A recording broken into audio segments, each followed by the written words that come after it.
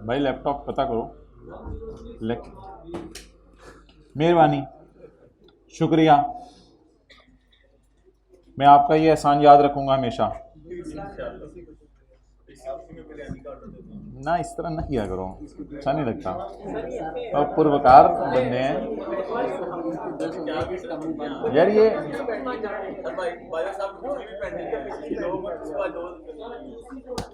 इसका मुंह बंद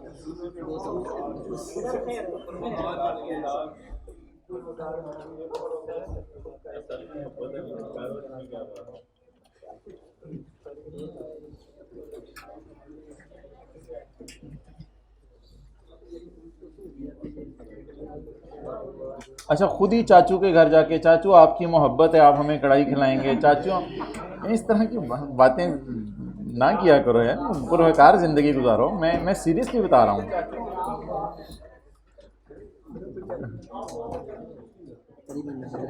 ये फिर मैं बताऊँ, ये फिर नस्लें पे सराज जाते हैं। आपके बच्चे भी ये बातें सुनते हैं आपकी। फॉलोइंग इज अ परवेसिव असरात हैं इसके, अकाउंट स्पेसिफिक नहीं है। Seriously, following is a trial balance of Shaheen limited as at 30/2015।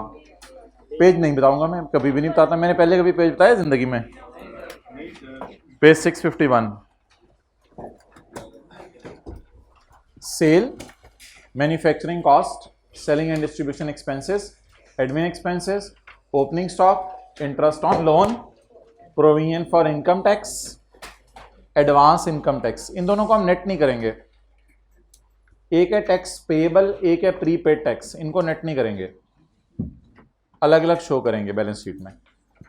एक है टैक्स पेएबल, एक है prepaid tax. PP account deduction, export licence, intangible data, cash and bank, advances, deposits, pre payments and other receivables नहीं होते थे? Other receivables and pre payments, trade payables, provision for court case, long term loan, defer tax, share capital, retained earning और investments. अच्छा, इसमें से अब clubbing के एतबार से जरा चीजें देख लें। बैलेंस शीट में कौन सी चीजें क्लब करनी है? करंट टैक्स पेएबल तो अलग नजर आएगा। एडवांस टैक्स पेड भी करंट एसेट्स में अलग शो कर दें फेस पे। पीपी भी, इंटेंजिबल भी, ट्रेड रिसीवेबल्स ये तो बिल्कुल अलग नजर आएंगे। कैश एंड बैंक अलग नजर आएगा। Advances, deposits, pre payments and other receivables में ये आ जाएगा, लेकिन ये भी एक अलग ही नजर आएगा। ट्रेड पेएबल्स, बिजली के बिल पेएबल है नहीं कि और में लाएं कुछ, ये भी फेस पे दिखा दें। कोर्ट केस की liability, long term loan, there is no clubbing, there is no clubbing. अच्छा, इसमें जी पहली एडजस्टमेंट अब मैं पढ़ने लगा हूं, बल्कि 1-2 मिनट जरा बच्चों का वेट कर लें। दूसरी एडजस्टमेंट से शुरू करते हैं। प्रॉफिट एंड लॉस का फॉर्मेट बना लें पहले सफ़े पे।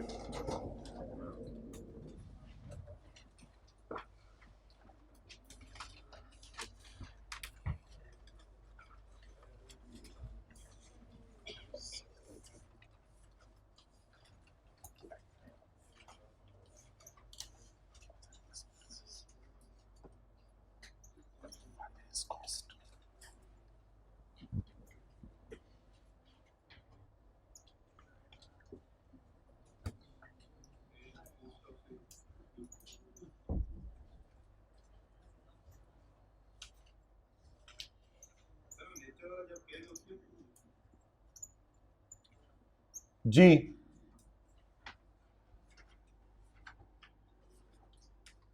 भाई कह के बुलाते हैं साथ वाले को या ओए कह के? It's not fair, it was a slip of tongue I think. Try to take care.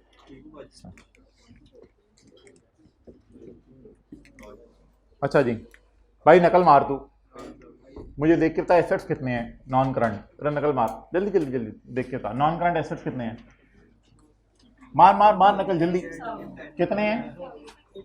और मैं तो जो कह रहा हूँ जिसको समझ आ गया वो बताए। एक ही है सोल्यूशन में देख के। करंट एसेट्स आप लोग बिठा जितनी मर्जी जगह छोड़ें, एक कैसे हो सकता है? इंटेंजिबल्स नहीं है। किसी ने सोल्यूशन, कोई काम का बच्चा नहीं आया हुआ।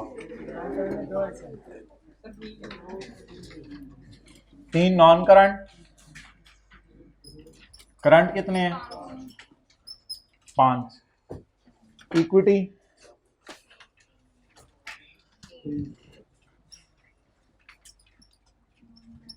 Non current liabilities, current liabilities 4, ये बैलेंस शीट बन जाएगी।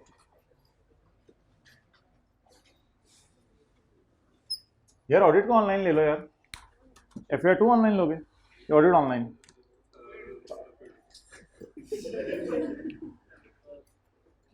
बदल गई हैं तेरी मोहब्बतें। अच्छा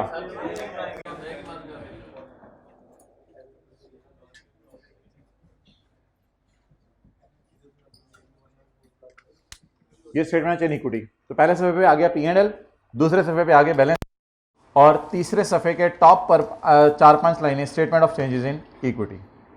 4-5 लाइनें नहीं, 7-8 लाइनें, 8-9 लाइनें statement of changes in equity. Red shirt, try to be attentive in class. Okay next,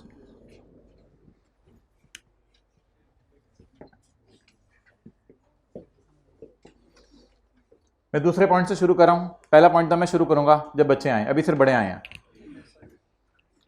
export licence note कर लें जल्दी जल्दी।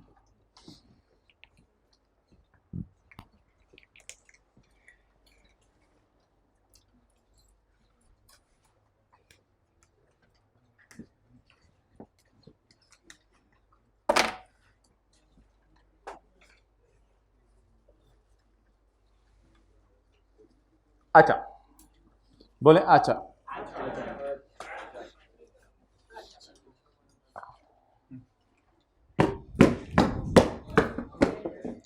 जल्दी करना।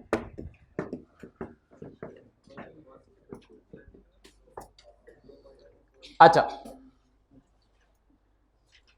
पिछले साल की सेल में कोई मसला है?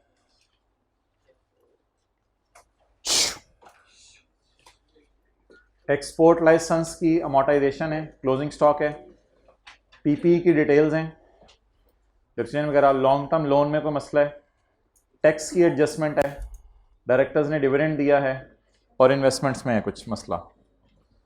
तो नॉर्मली जो वर्किंग्स खुलती हैं वो तो हमने खोलनी है, that is cost of sale. Other income जरूरत पड़ी मैं वर्किंग खोल लूंगा, खोल लें वर्किंग, क्या फर्क पड़ता है। सेलिंग, एडमिन, पता नहीं, देख लेंगे। हाँ हाँ जी,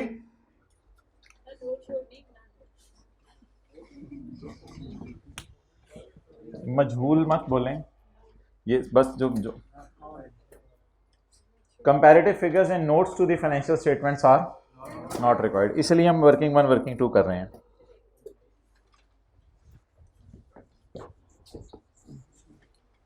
और पीपी वगैरह में इंशाल्लाह हम कोई वर्किंग ओपन करनी भी कर लेंगे। हाँ जी दसो, क्यों लेट आए हो? लेट आने पे आपको टॉफी खिलाऊं?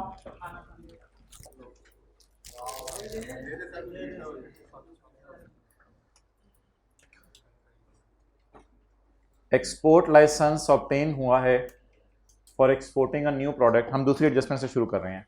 एक्सपोर्ट लाइसेंस ऑब्टेन हुआ है for exporting a new product, और ये इफेक्टिव है 5 साल के लिए, अप टू 31 दिसंबर 19। तो डेट ऑफ परचेज बताएं।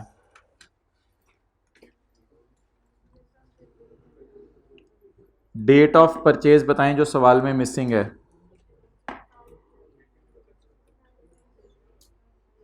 Date of purchase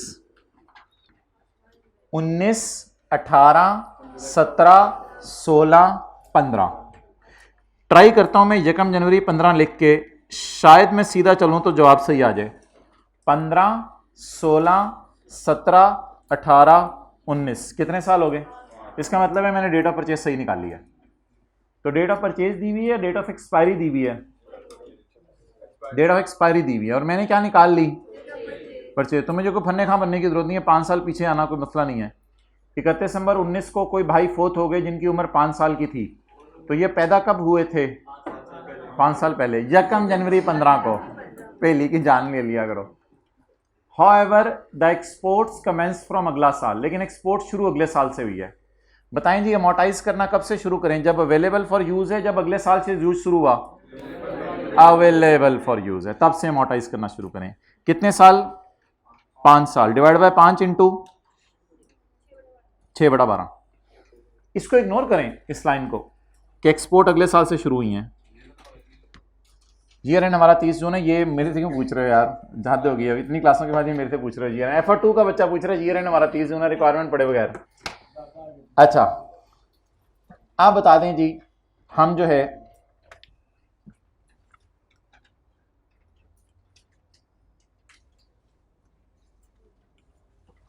working one कौन सी है? Cost of sale.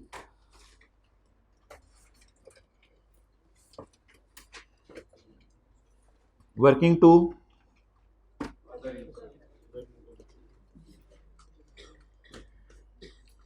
Working 3 selling expenses.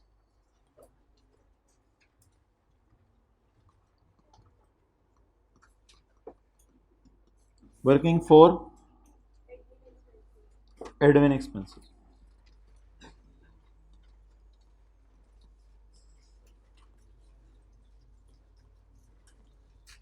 जो खाने खा लें, एक ही दफ़ा सारे रैपर खोल लें जिस जिसने खोलने हैं, जिस जिसके जज्बात से खेलने हैं आप लोग खेल लें, सारे रैपर शैपर एक ही दफ़ा खोल लें।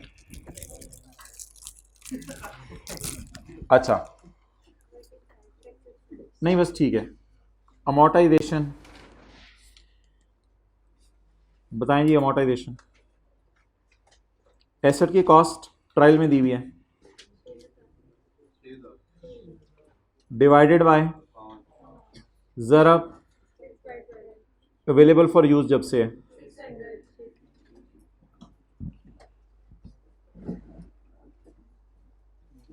क्या अमोर्टाइजेशन एक्सपोर्ट लाइसेंस की सेलिंग में डाल दें, क्योंकि एक्सपोर्ट करना सेलिंग डिपार्टमेंट का डिसीजन है, चीज़ें एक्सपोर्ट करना। अमोर्टाइजेशन डेबिट और इन टांगेबल, बाकी इसकी कॉस्ट हम ट्रायल से उठा लेंगे। ट्रायल को एक ही दफा एंड पे उठाएंगे, ट्रायल की जान ले लेंगे, ट्रायल की सारी इंफॉर्मेशन एक दफा उठा लेंगे एंड पे, जैसे पास पेपर क्वेश्चन 9 में उठाई थी।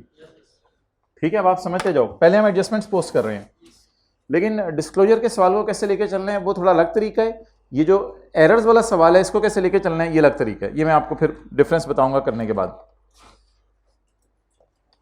अच्छा जी, closing stocks are 30 million. Closing stocks are 30 million. Closing stocks are 30 million. Closing stocks are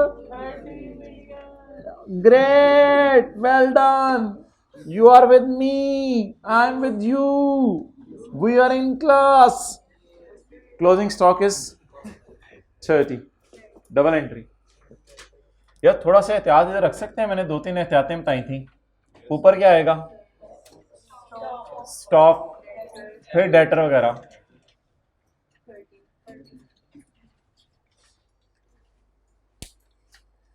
ये सफाई पलटी जा रहे हैं आप लोग ऊंची ऊंची। वो क्या, ओहो क्या हो रहा है? एक मिनट देखें, ये ऊपर है रुपीज इन थाउजेंड में और नीचे मिलियन में है। अच्छा ऊपर रुपीज इन थाउजेंड में, तो इसको 30,000 करेंगे। You right, I am left. अच्छा जी 30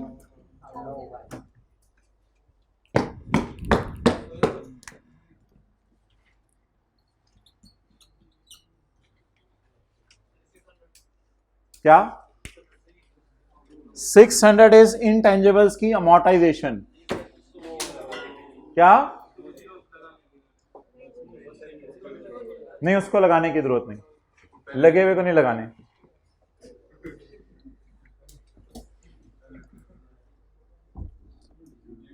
देखो ना, असल में उसमें हमने ऑलरेडी रुपीज इन थाउजेंड वाली फिगर उठाई है 6000। Details of PP are as follows. Land building equipment, इनका जरा टोटल मारें, टोटल लैंड बिल्डिंग इक्विपमेंट का टोटल मारें। अच्छा 86, ओ ना ना, I am suppose to do this. PP का टोटल 86,000।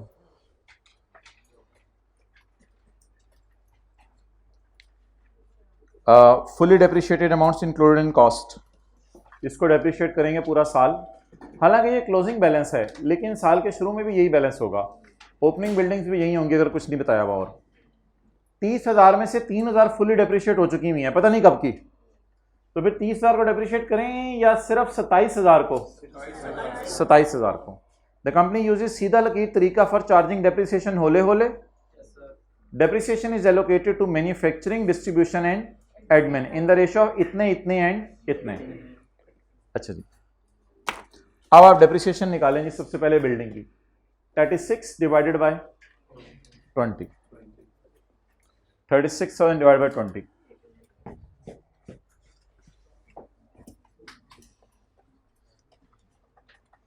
अगर आप इजाजत दें तो मैं इसकी डेप्रिसिएशन कॉस्ट ऑफ सेल में जाके निकालता हूं।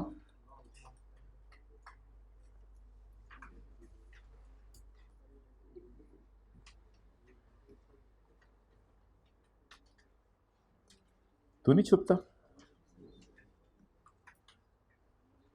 डेप्रिसिएशन कितनी? कॉस्ट लाइफ डेप्रिसिएशन सबर। मुझे पता है कि अकोमोलेटेड डेप्रिसिएशन क्रेडिट करनी है और इसमें 75% जानी है। अभी मैं 75% नहीं लगा रहा इस पर, अभी मैंने डेप्रिसिएशन इसकी निकाल दी, मैं पता नहीं अभी क्या क्या करूंगा। अच्छा जी, वर्किंग 5 आपने कौन सी खोली हुई है? Tax expense.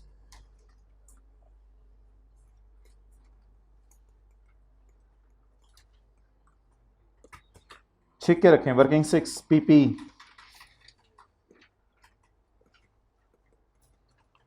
पीपी कौन कौन से एसेट्स हैं? बिल्डिंग और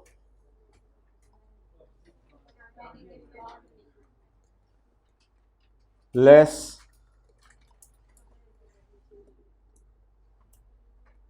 जमा कितना?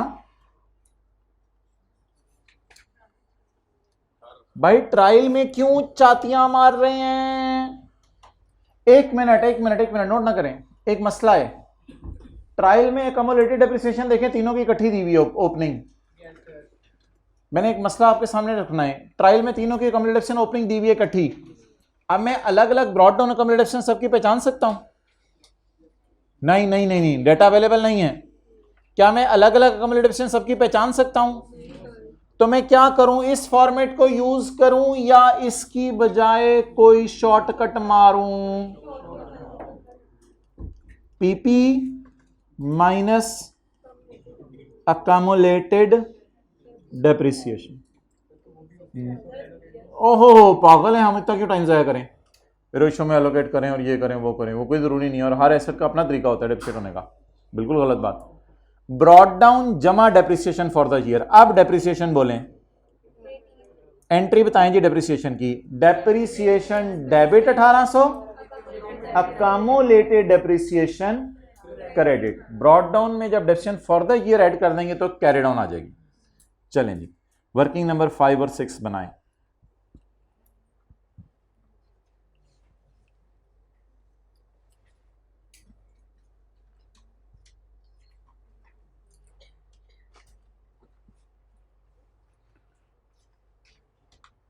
शुक्रिया हाइब्रिड में जी आप हजरात को, अल्लाह पाक आपको जज़ाए खैर दे। वेल डन, आप हजरात तशरीफ़ लाए, अल्लाह आपका नाम मुबारक करे। साथ वाले को आज मेरे कहने पे मुस्कुरा के देखते हैं, आज देख लें कुछ नहीं होता। अच्छा जी, आगे चलें जी। 1800 किधर डाला मैंने? कॉस्ट ऑफ सेल में। और कहां डाला? लेकिन सवाल तो कह रहे क्या करो, 1800 के छोटे छोटे करो, तो छोटे छोटे कर देता हूं, वो तो कोई मसला नहीं। मैंने पहले डबल एंट्री तो आपको पूरी करा देता हूं, तो मैंने डबल एंट्री पूरी करा दी। अब तोते तोते कर दें इसके, तोते तोते इनटू कितना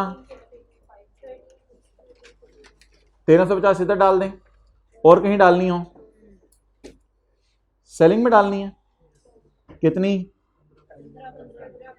1800 ज़रब और किन्नी 1800 बोले तो बोल दिया, सुन लिया। अब आपको फील हो रहा है डबल एंट्री पूरी हो गई है? अब आपको फील हो रहा है डबल एंट्री पूरी हो गई है? 1350, 270, 180 और 1800। आगे चलें, छिक के रखें। अगली किसकी डेप्रिसिएशन है? Planet and equipment. 30,000 को डेप्रिशिएट करूं या 3,000 फुली डेप्रिशिएट हो चुके हैं? फुली डेप्रिशिएट को डेप्रिशिएट करेंगे, यानी खाली जग में से पानी निकालेंगे तो हवा ही आएगी, बाहर हो तो कुछ भी नहीं है। अब क्या करें? 30,000 को डेप्रिशिएट करें या 30,000 माइनस 3,000 को? 30,000 माइनस 3,000 को छिक के रखें। डेप्रिशिएशन कटें 30,000 माइनस 3,000 27,000 डिवाइडेड बाय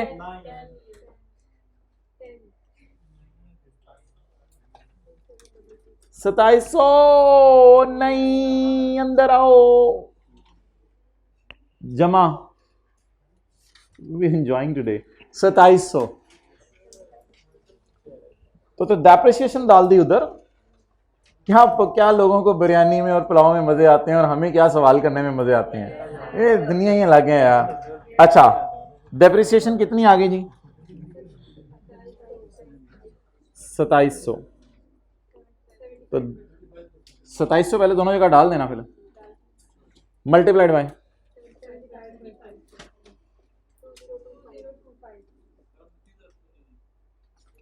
30,000 क्यों नहीं लिया? टोटल एसेट्स कितने के हैं? उसमें से कितने फुली डेप्रिशिएट हो गए?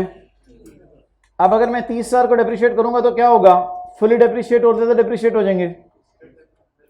स्ट्रेट लाइन मेथड है, लेकिन स्ट्रेट लाइन मेथड हो या हो डब्ल्यूडीबी मेथड हो, फुली डेप्रिशिएट को डेप्रिशिएट नहीं करना, वो फुली डेप्रिशिएट है।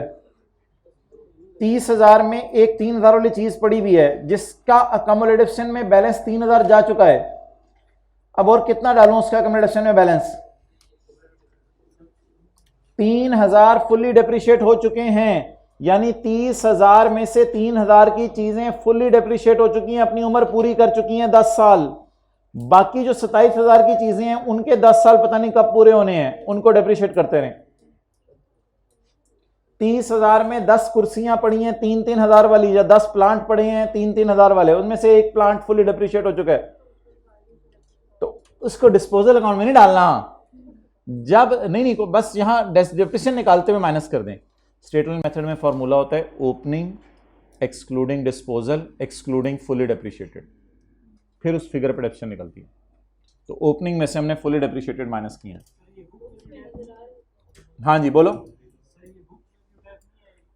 ये बुक वैल्यू टाइप नहीं है असल में ना, fully depreciated amounts included in cost, और इन तीनों को टोटल 86,000 है, जो ऊपर इसकी कॉस्ट से एग्री भी कर रहा है, तो ये कॉस्ट है जी। इनको किताबों से निकालना नहीं है, किताबों में ये पड़े रहेंगे, किताबों में पड़े रहेंगे।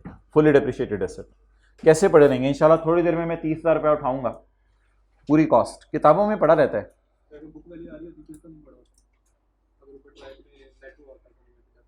हाँ, फिर वो बुक वैल्यू 0 होगी होती है। तो for the purpose of depreciation should I charge depreciation as 30 और 30 माइनस 3 27,000। 75% उधर डाल दें, फिर जी 40 और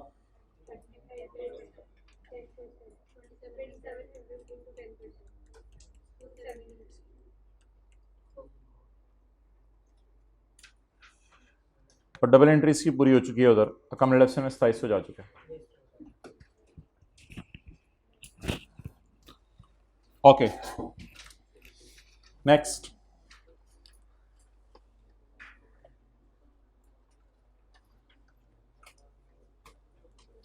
$6 million, खामोश। 6 million of loan is of current maturity. 6 million of loan, pigeon उठो, लोर आ गया तो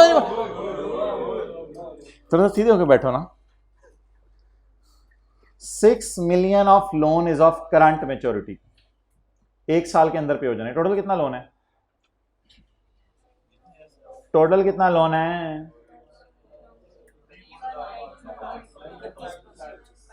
इसमें से 6000 क्या है? बाकी नॉन करंट। तो कोई नहीं, बैलेंस शीट के ट्रायल के फेस पे मैं आऊंगा, कर लूंगा। अभी भी आप कर सकते हैं, कोई मसला नहीं, लेकिन मैं ऐसे ट्रायल की चीज़ों को उठाना नहीं चाह रहा। अभी करना है अभी कर दें, बाइफरकेट, बस करंट और नॉन करंट में बाइफरकेट करना है। ये प्रेजेंटेशन की एडजस्टमेंट थी या रेक्टिफिकेशन की? प्रेजेंटेशन की। इतना लोन 6 महीने में वापस हो जाना है। अच्छा जी, अब हमारे 15 मिनट इस एडजस्टमेंट को लगने हैं, 15 मिनट इसको लगने हैं, 15 मिनट इसको लगने हैं और 15 मिनट इसको लगने हैं।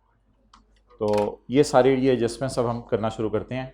आप हजरात का इंतज़ार हो रहा था, अब हम पहली एडजस्टमेंट करते हैं।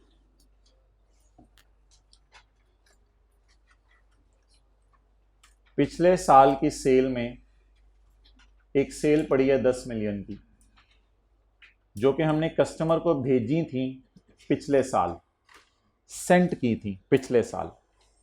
पिछले साल की सेल में एक सेल पड़ी है 10 मिलियन की, जो कि कस्टमर को हमने भेजी थी पिछले साल, और उसे कहा था अगर पसंद आई तो रख लेना, अगर ना पसंद आई तो ना रखना। यही गलती पकड़ी गई। पिछले साल की सेल में यह फिगर पड़ी है। ऐसी सेल जो वापस आनी हो, हम अगले को खुद कह के आए हो पसंद ना ही वापस कर देना, उसको सेल में नहीं डाला जा सकता। Sale include goods which were sent to customer under confirm sale agreement, no under sale और रिटर्न एग्रीमेंट। तो पिछले साल की सेल में ऐसी सेल डाल दी जिस सेल को वो बंदा क्या कर सकता है, पिछले साल की सेल में डालना ही गलत था। सेल इंक्लूड पिछले साल की सेल में पड़ा हुआ है, और भेजी कब थी? पिछले साल। हमारा साल तो 30/15 है, पिछले साल भेजी थी एट कॉस्ट प्लस 20%, और ये चीजें इस साल वापस आ गई हैं। इसका मतलब है वो उसको नहीं पसंद आई इस साल। भाई इसको छोड़े, इस साल वापस आई हैं या नहीं, मुझे इससे कंसर्न नहीं है इस साल वापस आई हैं या नहीं। एक काम पहले करवाएं, पिछले साल की सेल में ये डाल चुकी हैं, तो पिछले साल की सेल से निकालें, इसको एंट्री करवाएं जी। ना ना ना ना, P&L में नजरें जा रही हैं, वो खुदा का खौफ करें, P&L में तो पड़ी नहीं, ये तो रिटेन अर्निंग के अंदर मसला है जी। पिछले साल की एडजस्टमेंट करवाएं, सेल डेबिट डेटर क्रेडिट, कितने से? 10,000 से। लेकिन मैं सेल काट के आर ही डेबिट करूंगा, क्योंकि ये पिछले साल की एरर है। पिछले साल की सेल में 10 मिलियन की सेल पड़ी है, जो कि पिछले साल भेजी थी, पसंद आए तो रख लेना, ना पसंद आए तो ना रखना। पिछले साल कच्ची सेल कह के इसे भेजा था। हाँ, अगर उसका फोन आ जाता 28-29 को कि मुझे पसंद आ गई हैं, फिर सेल में डलने में कोई मसला नहीं था। अभी तो कुछ भी नहीं सवाल में लिखा हुआ। हाँ जी, किसमें? हाँ, वो मैं अब एक एक करके करता हूं। अच्छा जी, एक आपने आप क्या जी?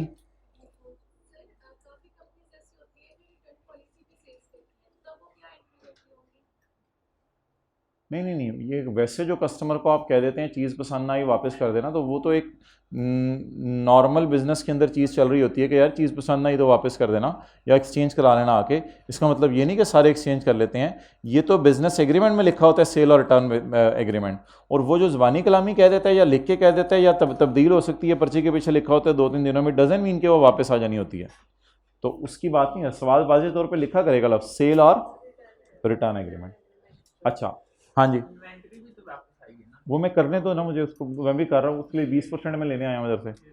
अच्छा, अब मेरे भाई जब सेल बुक होती है ना तो एंट्री होती है debtor debit sale credit, cost of sale debit inventory credit.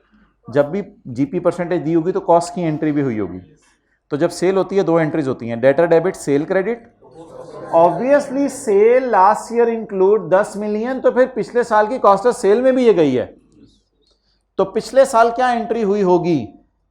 Debtor debit sale credit, cost of sale debit inventory credit, दोनों एंट्रीज उल्टाएं। सेल डेबिट डेटर क्रेडिट और पिछले साल के लिए एक और एंट्री उल्टाएं, इन्वेंट्री डेबिट। ना सिर्फ पिछले साल की सेल उल्टाएं बल्कि पिछले साल की कॉस्ट ऑफ सेल क्रेडिट करके उलटती है। इन दोनों की अच्छी वाली एंट्री बताएं, debtor debit sale credit, cost of sale debit inventory credit. ये तो पिछले साल हुई होगी, इस साल खड़े होकर मैं ऐसे क्या कर दूं? उल्टा दूं। लेकिन उल्टाना आरी के अंदर है क्योंकि हमारे P&L के मुंह पे नहीं उल्टाना है इसको।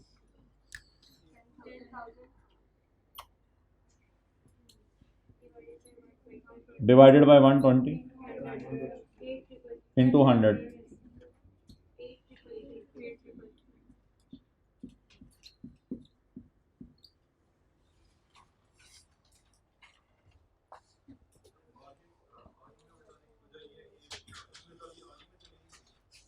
पिछले साल पैट में आ रही होंगी ना चीज़ें, पिछले साल के पैट से पिछले साल के आरी में चली गई होंगी।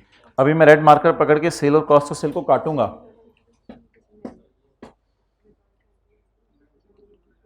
हाँ, इन्वेंट्री असल में तो ये पिछले साल हमारी इन्वेंट्री थी, किसी के पास पड़ी है, तो इसलिए मैंने इन्वेंट्री डेबिट कर लिया। क्योंकि अगर सेल नहीं है ना तो फिर हमारा स्टॉक किसी के पास पड़ा है अमानत के तौर पे। हाँ, निकलना नहीं चाहिए, लेकिन जब सेल पिछले साल रिकॉर्ड हुई होगी तो 2 एंट्रीज हुई होंगी, debtor debit sale credit, cost of sale debit inventory credit. इस साल क्या करेंगे? ना सिर्फ इन्वेंट्री को अपनी किताबों में रिकॉर्ड कर लें बल्कि सेल भी रिवर्स कर दें, सेल डेबिट डेटर क्रेडिट को।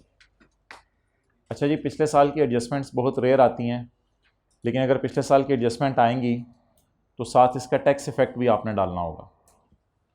पिछले साल की एडजस्टमेंट आएगी, इसका अब इस साल के करंट टैक्स में नहीं डालना, इस साल के करंट टैक्स में नहीं डालना इसका इफेक्ट। ये इस साल की एडजस्टमेंट नहीं है, ये प्रायर ईयर में भी नहीं डालना। ये एक प्रायर ईयर में जाती है चेंज इन एस्टीमेट, वो चेंज इन एस्टीमेट और चीज़ है। ये जो पिछले साल की कोई एडजस्टमेंट एरर सही करें ना आप, तो इसको आप लोगों ने डायरेक्ट डेफर्ड टैक्स में डाला करना है। अब ये एक बहस है जो बहुत ही लंबी बहस होती थी जब IAS 8 होता था FAR 2 में, क्योंकि IAS 8 भी होता था साथ और IAS 12 भी होता था। तो IAS 8 और 12 जब इकट्ठा होता था तो फिर IAS 8 के सवाल कराते हुए ये डिस्कशन होती थी कि कौन सी चीज़ें करंट टैक्स को हिट करनी है, कौन सी डेफर्ड को। लेकिन ये एक बड़ी लंबी डिस्कशन है जिसमें भी जाने की ज़रूरत नहीं है। मैं टैक्स हिट करने लगा हूँ, आपने बस मुझे टैक्स हिट करवाना है, डेफर्ड हो करंट हो, इस बहस को छोड़ें, ये आपके स्कोप में अभी इस वक्त डिस्कस करूँगा तो बहुत लंबी बात हो जाएगी। सिर्फ मुझे टैक्स की एडजस्टमेंट बता दें, इस एडजस्टमेंट से इग्नोरिंग के करंट है या डेफर्ड है, इस एडजस्टमेंट से जो टैक्स इफेक्ट आएगा वो बता दें। सेल में क्या कर रहा हूं? कम कर रहा हूं, कितने से? Cost of cell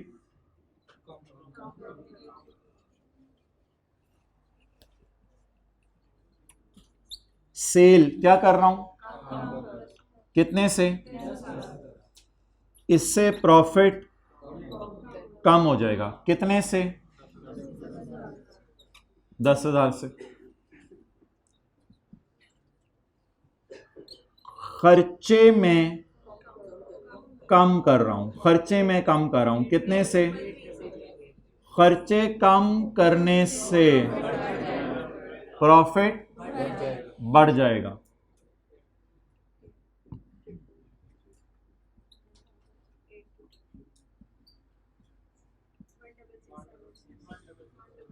overall profit, जिसे मैं जीपी भी कह सकता हूं, ग्रॉस प्रॉफिट, ग्रॉस प्रॉफिट कम होगा।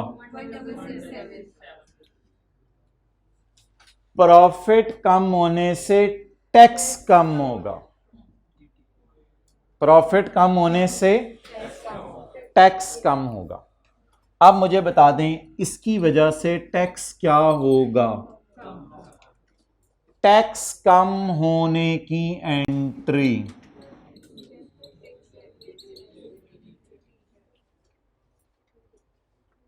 ये भी सवाल ना पूछें कि मैं इसे करंट में क्यों नहीं डाल रहा, डेफर्ड में क्यों डाल रहा हूं। ये किसी दिन फ्रेश होके आएंगे ना तो बात कर लेंगे। ये वाली एडजस्टमेंट मैं समझानी है, अगर ये समझ आ गई आपको कि ये टैक्स इफेक्ट निकाला कैसे है, करंट में जाना है या डेफर्ड में, ये बहस मेरा नहीं ख्याल अब आपके स्कोप में है, हुई तो कर लेंगे कभी। अच्छा जी बताएं, सेल क्या हो रही है, इससे प्रॉफिट, कॉस्ट ऑफ सेल, इससे प्रॉफिट, ओवरऑल प्रॉफिट्स पे क्या फर्क पड़ेगा। जब प्रॉफिट कम होंगे तो इनसे टैक्स कम हो जाएगा, तो प्रॉफिट कम होने से टैक्स कम हो जाएगा। करेंगे टैक्स कम, 1667 इंटू टैक्स रेट 583। यार वो आप लोगों ने पता नहीं क्यों मुझे जल्दी डाली हुई है, वो कर लें फिर जो करना चाह रहे हैं आप, वो कर लें। वो मुझे बड़ी पता नहीं क्या जल्दी पड़ी है इन लोगों को। ये ले, ये सारी एडजस्टमेंट्स पास ईयर की हैं, इसलिए हमारे करंट टैक्स से डेफर्ड टैक्स को हिट नहीं करेंगी। ये सारी एडजस्टमेंट, एक एडजस्टमेंट भी हमारे P&L में नहीं जाएगी, सारी एडजस्टमेंट्स ओपनिंग आरई को हिट करेंगे। Statement of change in equity में प्रायर ईयर एरर सही होगी, शायद किसी को आइए सेट याद हो, प्रायर ईयर एरर सही होगी।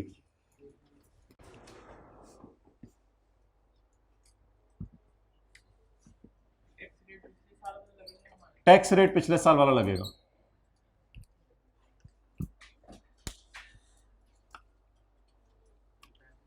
तो लिखें, जब पिछले साल की एरर सही होगी तो फिर टैक्स की एडजस्टमेंट भी किया करनी है।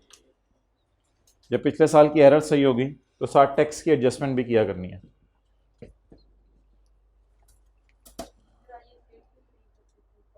इसलिए कि रेट नहीं दिया होता था, उसमें रेट नहीं दिया होता था, क्योंकि IAS 12 नहीं था ना उस वक्त पड़ा हुआ, तो फिर टैक्स की एडजस्टमेंट भी होगी।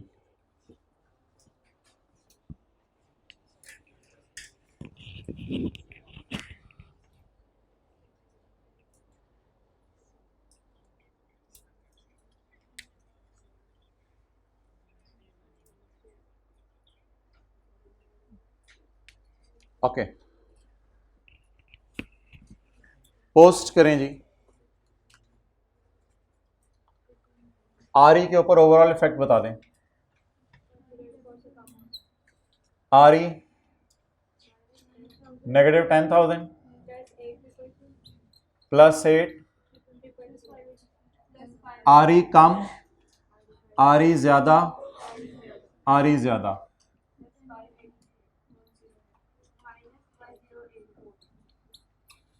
ओवरऑल आरई कम। पता है इस बैकेंड पे थीम क्या है, पिछले साल का जीपी कम कर रहे हैं नेट ऑफ टैक्स, पिछले साल का ग्रॉस प्रॉफिट कम कर रहे हैं नेट ऑफ टैक्स।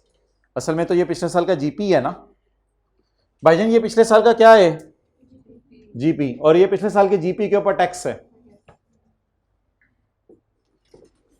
तो इस बहस में ना जाएं कि करंट टैक्स में लेके जानी है या डेफर्ड टैक्स में, इस बहस में जरूर जाएं कि ये एडजस्टमेंट की फिगर मैंने कैसे निकाली। आप जी पोस्टिंग कर दें, पोस्टिंग कर दें। डेटर क्रेडिट कितने से, 10,000। डेटर क्रेडिट कितने से जी, 10,000।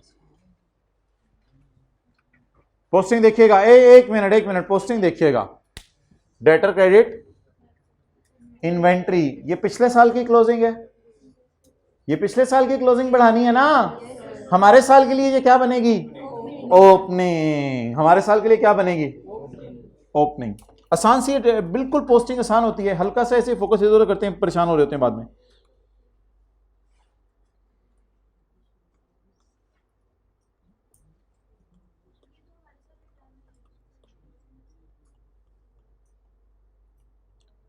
पिछले साल का क्लोजिंग स्टॉक गलत है ना, पिछले साल का क्लोजिंग स्टॉक क्यों गलत है, पिछले साल की सेल गलत रिकॉर्ड हुई थी और पिछले साल के क्लोजिंग स्टॉक में ये नहीं पड़ा हुआ, हमारे साल रिटर्न होगी, वो लाइन तो मैंने मिटाई हुई है, वो भी मैं पढ़ता हूं। तो ओपनिंग स्टॉक में क्या कर दें, 8333 क्या कर दें,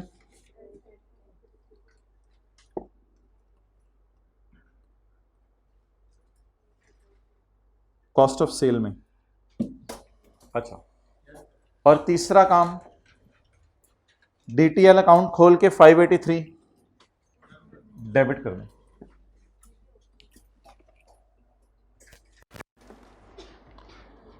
नहीं, बैलेंस शीट में बस बस डीटीएल डेबिट कर दें बस।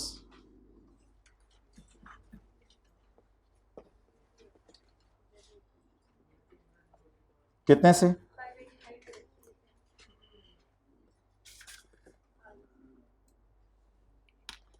और आरई करेक्शन ऑफ एरर,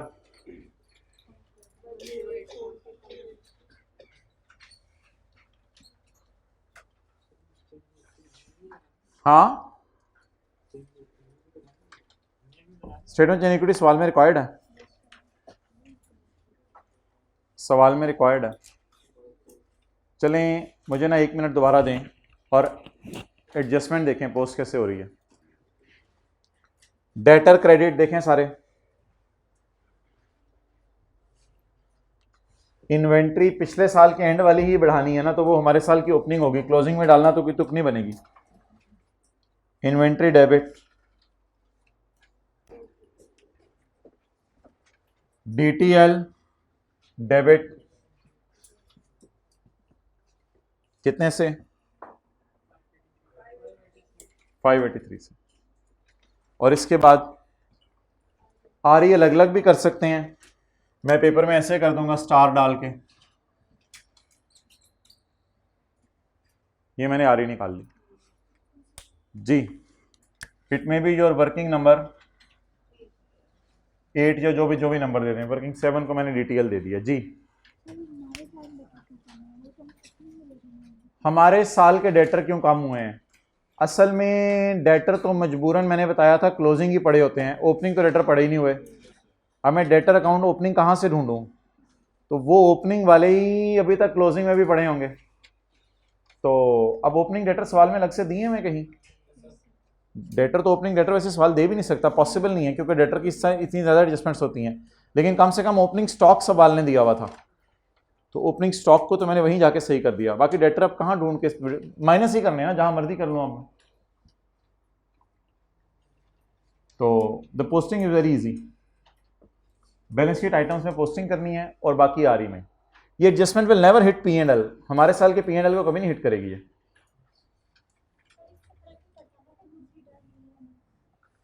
अगले साल गुड्स रिटर्न हुई हैं और फिर क्या कहानी बनेगी वो मैं देखता हूं, लेकिन हमारे साल के एंड तक हमें डाउट था कि अगले साल क्या होना है, तो हमारे साल के एंड पे पिछले साल के एंड पे हमें डाउट था क्या होना है। पिछले साल we should not have recorded the sale, पिछले साल हमें सेल रिकॉर्ड नहीं करनी चाहिए थी।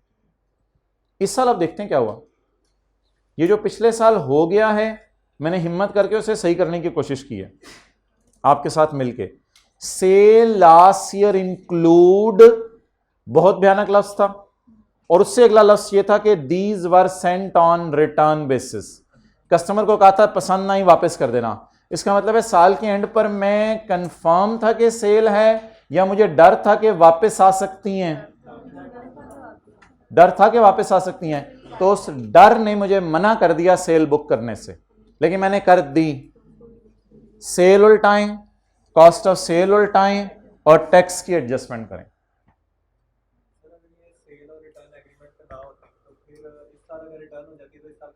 नहीं नहीं नहीं नहीं, अगर सेल और रिटर्न एग्रीमेंट ना होता तो फिर तो ये नॉर्मल सेल थी हमारी, फिर पिछले साल सेल में पड़ी रहती।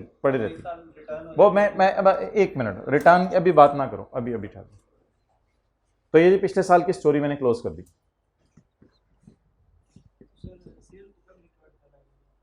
सेल को तब रिकॉर्ड करना चाहिए या तो वो फोन करके कह दे 28-29 जून को ही पिछले साल कि मुझे चीजें पसंद आ गई हैं, या वो फोन करके बता दे मुझे पसंद तो नहीं आई लेकिन किसी कस्टमर को पसंद आ गई थी, मैंने आगे उसे बेच दी हैं, तो हम फिर खुश हो जाएंगे, हमारी सेल तो बुक करें ना।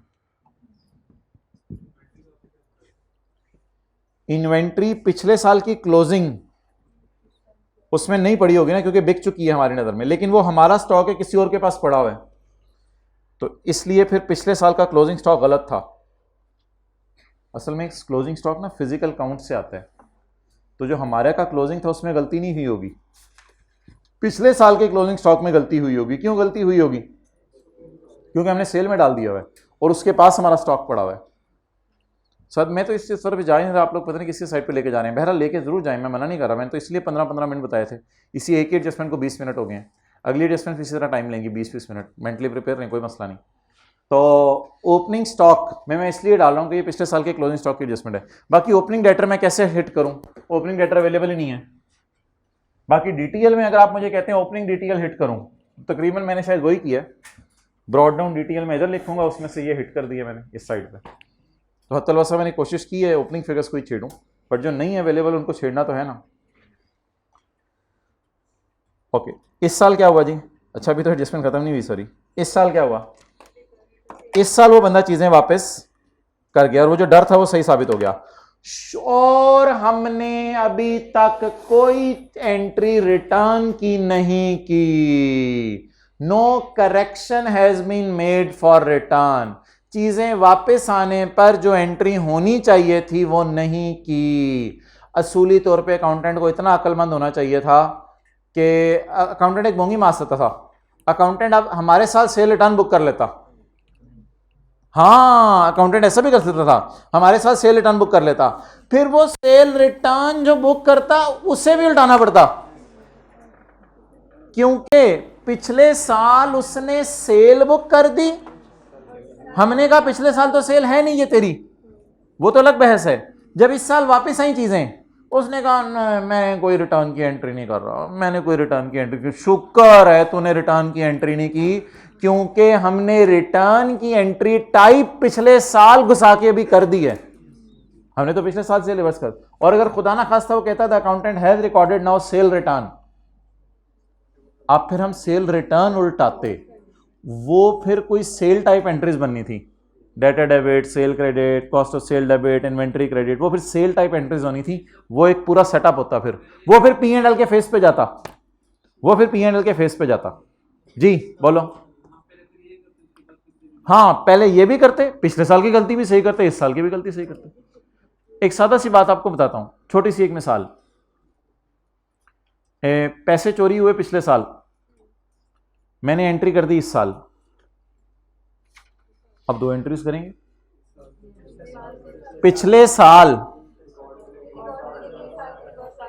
साल जाके चोरी को रिकॉर्ड करेंगे, और इस साल जो चोरी रिकॉर्ड हो गई है, शुक्र है इसने ये काम नहीं किया, हमारे साल इसने सेल चीजें वापस आने की कोई एंट्री नहीं की। जी और सवाल? हमने पिछले साल कर दी थी सेल बुक, उसको हमने सही कर लिया। नहीं उसने तो कुछ किया ही नहीं ना, लेकिन अभी सवाल अब हमारे हाथ में है। तो सवाल में एक तो ये था कि मैं अपने साल के P&L को छेड़ूं, तो अपने साल के P&L को क्यों नहीं छेड़ सकता? क्योंकि हमारे साल के P&L में कोई मसला ही नहीं हुआ। मसला किस साल के P&L में हुआ है? इसलिए वो पिछले साल के पैट में पड़ा है, तो पिछले साल की एडजस्टमेंट इसलिए मैंने किया। चले आगे।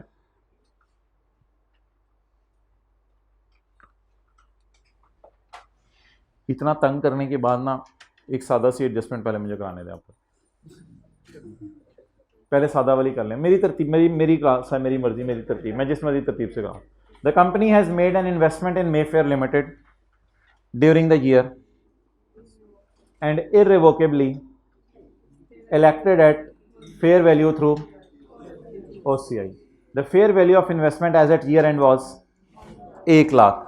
ईयर एंड पे इनकी इन्वेस्टमेंट्स की फेयर वैल्यू क्या है? 1,00,000 और ट्रायल में कितनी आ रही है? 1,25,000। 1,00,000 और साल के एंड पे इसकी कितनी है फेयर वैल्यू? 1,00,000। बनाएं जी अकाउंट, अकाउंट बनाएं। ट्रायल में कितनी आ रही है? Carry down.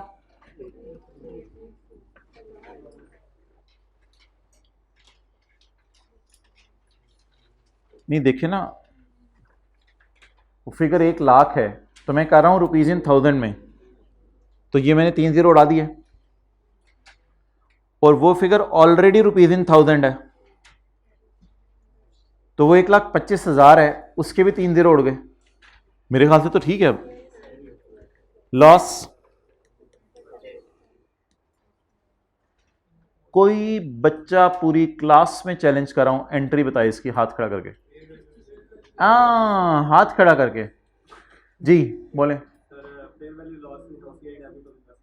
गलत, गलत। एक्सलेंट, नेट ऑफ टैक्स हो गई है एंट्री। ये एंट्री मैंने आपको बताया था, मैंने सिर्फ एक दफा करवाई है नेट ऑफ टैक्स। जब रीवैल्यूएशन सरप्लस की एंट्री नेट ऑफ टैक्स होती है तो इसकी एंट्री भी नेट ऑफ टैक्स एंट्री करें, इसकी नेट ऑफ टैक्स एंट्री करें। एंट्री बोलें जी। इन्वेस्टमेंट क्रेडिट कितने से? 25 से। इन्वेस्टमेंट को आपने पूरे 25 से क्रेडिट करना है, वो नजर आ रहा है सामने। Investment credit fair value reserve in OCI, बोले जी। और डीटीएल, इस तरह की एंट्री होती थी लेकिन वो कुछ और होती थी। Asset debit surplus credit DTL credit, वो याद है? एसेट डेबिट सरप्लस इन ओसीआई क्रेडिट डीटीएल क्रेडिट। लेकिन अब ये सरप्लस की एंट्री है या लॉस की? मुझे ये लग रहा है कि लॉस की एंट्री इस तरीके से होगी। कैसे? लॉस को मैं पूरा बुक करूं या net of tax? Net of tax. अब आप मुझे बताएं 25 ज़रब, नहीं 35% नहीं, 25 ज़रब और 25 ज़रब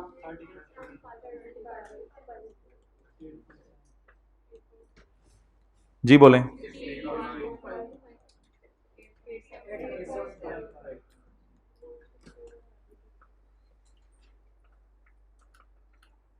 किताब देना।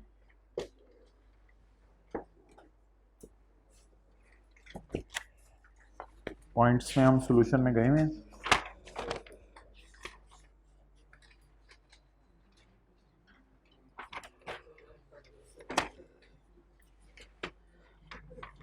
नहीं गए जी, बोलें। इन्वेस्टमेंट क्रेडिट लॉस, इस फिगर को आप बैलेंसिंग निकाल लीजिएगा, वरना साइड भी आप गलत चूज कर सकते हैं। इस फिगर को बैलेंसिंग निकाल लीजिएगा। लॉस यूजर्स को पूरा दें या नेट ऑफ टैक्स दें? इस फिगर को बैलेंसिंग निकाल लीजिएगा, इंशाल्लाह फिर साइड में भी गलती नहीं होगी।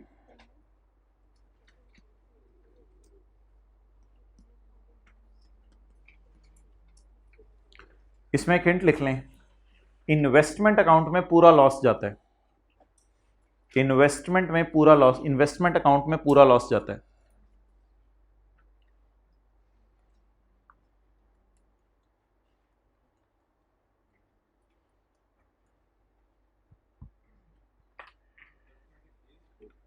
इन्वेस्टमेंट के टी अकाउंट में, इन्वेस्टमेंट अकाउंट में पूरा लॉस जाता है।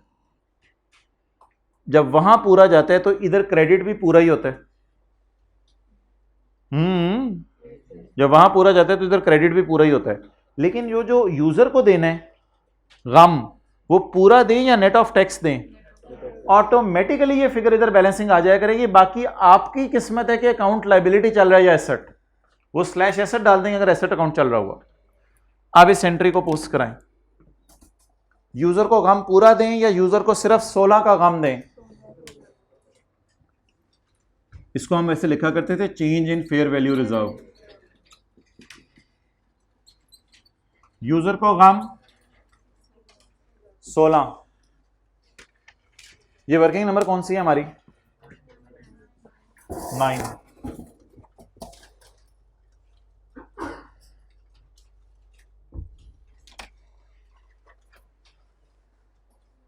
यूजर को गम पूरा, आगे आ जाए, फर्स्ट रो में आ जाए, चलें।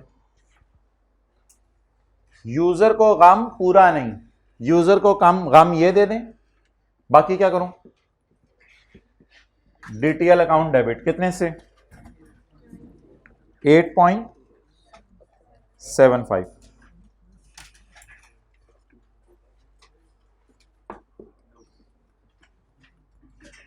9 कर दें इसको। और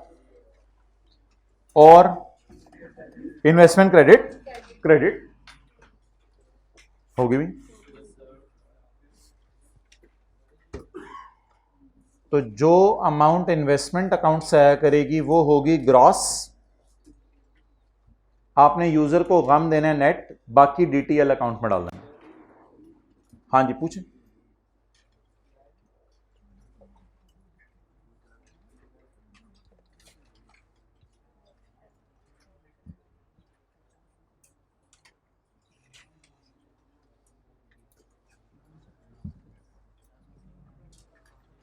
चलें आगे।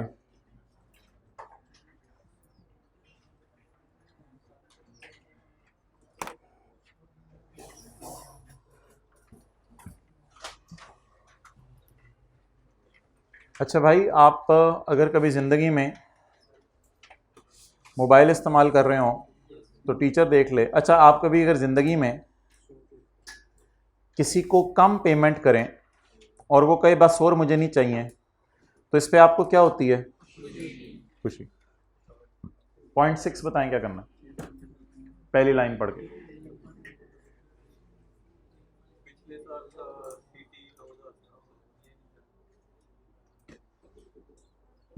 बस बस बस फुल स्टॉप तक पढ़ना है,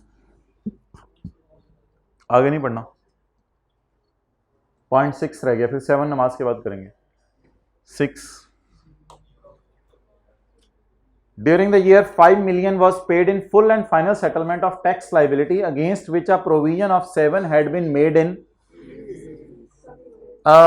किसी को पता है कि 30 जून 15 हमारा साल है, तो 30 जून 14 पिछला साल है। पिछले साल के करंट टैक्स को कहते हैं प्रोविजन फॉर टैक्स, अंदाजा। और ये अंदाजा बदल जाता है, that is change in estimate. पिछले साल की गलती नहीं है, कोई भी वजह बनी होगी हमारे और टैक्स वालों की कैलकुलेशन के अंदर मसला आ गया होगा, इसे कहते हैं चेंज इन एस्टीमेट। अब पिछले साल टैक्स कितना बुक किया था मैंने? 7 का। इसकी एंट्री पिछले साल क्या की होगी? During the year 5 was paid against which a liability of 7 had been made in previous year.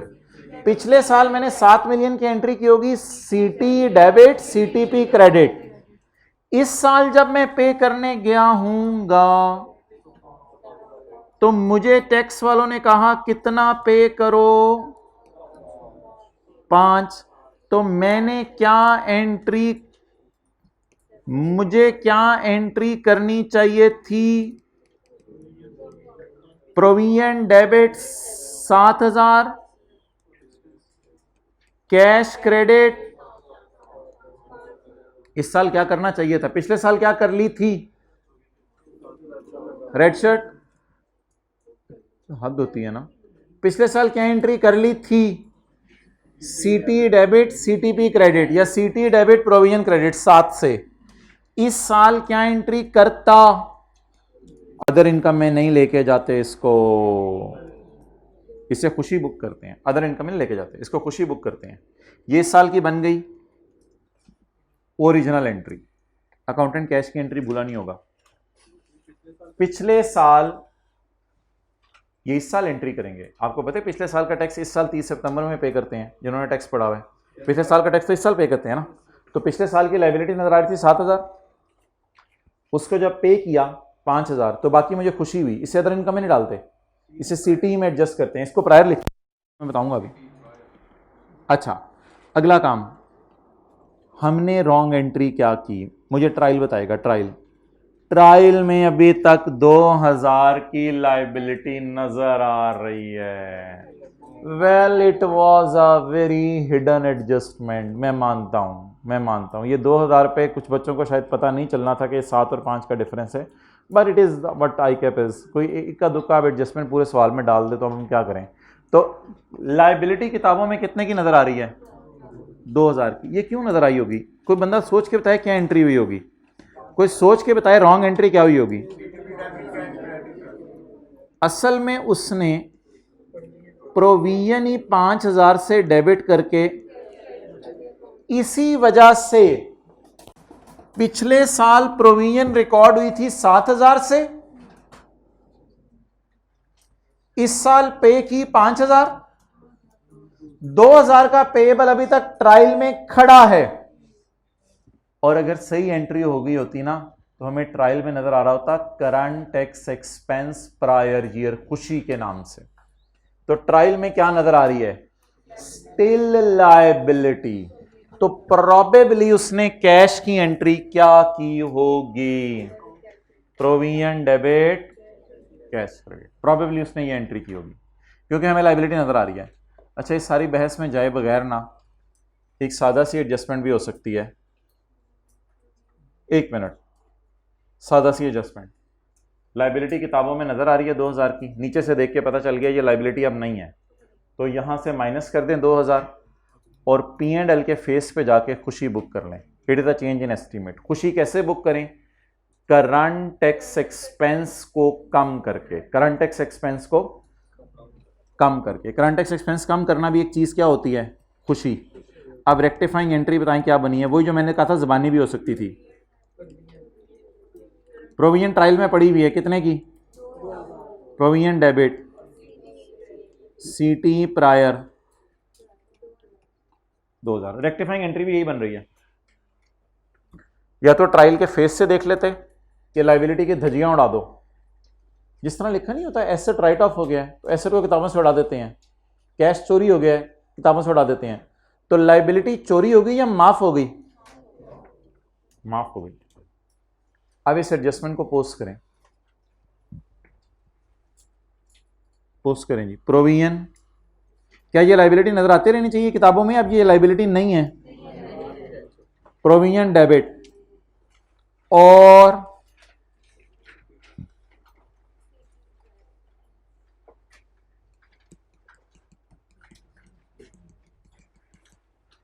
नई लाइन डालें, सीटी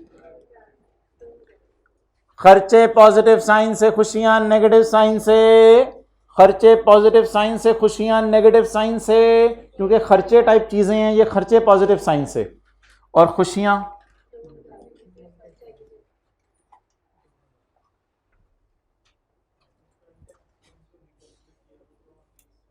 इस साल वाले का डेटा अलग दिया हुआ है, वो अगले साल पे करना है जो इस साल वाला है। नहीं, ये एक अलग लाइन आइटम है, ये ऊपर वाली चीजों को हिट नहीं कर रहा, ये नई लाइन के तौर पे आ रहा है। जाएगा। अब होगा क्या? इधर देखें यार, अब होगा क्या? असल में ना करंट टैक्स की फिगर में चेंज आना, it is a change in estimate. ये हम कौन सा साल बना रहे हैं? 2015। असल में 2014 में ना, 2014 में ये हुआ होगा। वो जो 2014 वाला 7000 है ना, उसे 15 में आके हम खुशी के तौर पे बुक कर रहे हैं कि हमारा 7000 खर्चा नहीं है, 2000 की खुशी है, ताकि 7 - 2 ओवरऑल दोनों सालों के एंड पे खड़े होकर सिर्फ कितना गम रिकॉर्ड हो? 5000 का। तो इस तरह की कोई एडजस्टमेंट है ये। डन? ओके। ये ना जो प्रोविजन फॉर टैक्स में चेंज आएगी ना, लिखिएगा, वो हमेशा सीटी प्रायर को हिट करेगी, ये रिटेन अर्निंग को हिट नहीं करेगी। जो प्रोविजन फॉर टैक्स में चेंज आ रहे हैं ना, ये मैं कह रहा हूँ अगली क्लास में ना जरा फ्रेश माइंड के साथ मैंने बताना है कौन सी चीज़ें सीटी में जाती हैं, कौन सी डीटी में। ये एक बहस होती थी पहले IAS 8 में, तो इसको मैं बता दूंगा। तो लिख लें, प्रोविजन फॉर टैक्स की फिगर में जब भी चेंज आएगी तो ये सीटी प्रायर को हिट करेगी। फॉर टैक्स की फिगर में जब भी चेंज आएगी तो ये सीटी प्रायर को हिट करेगी।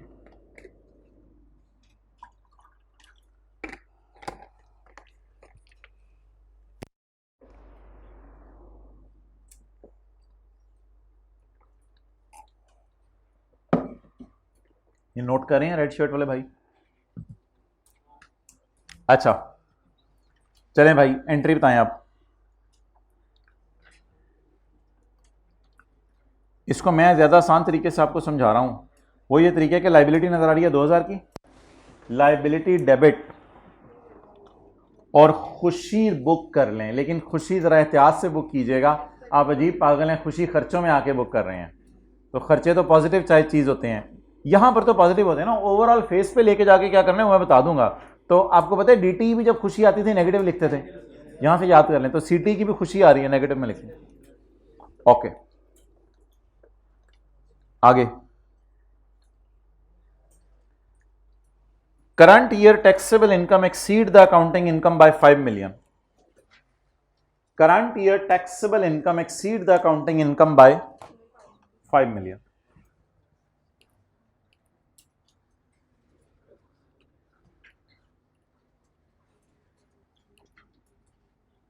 Working number 10।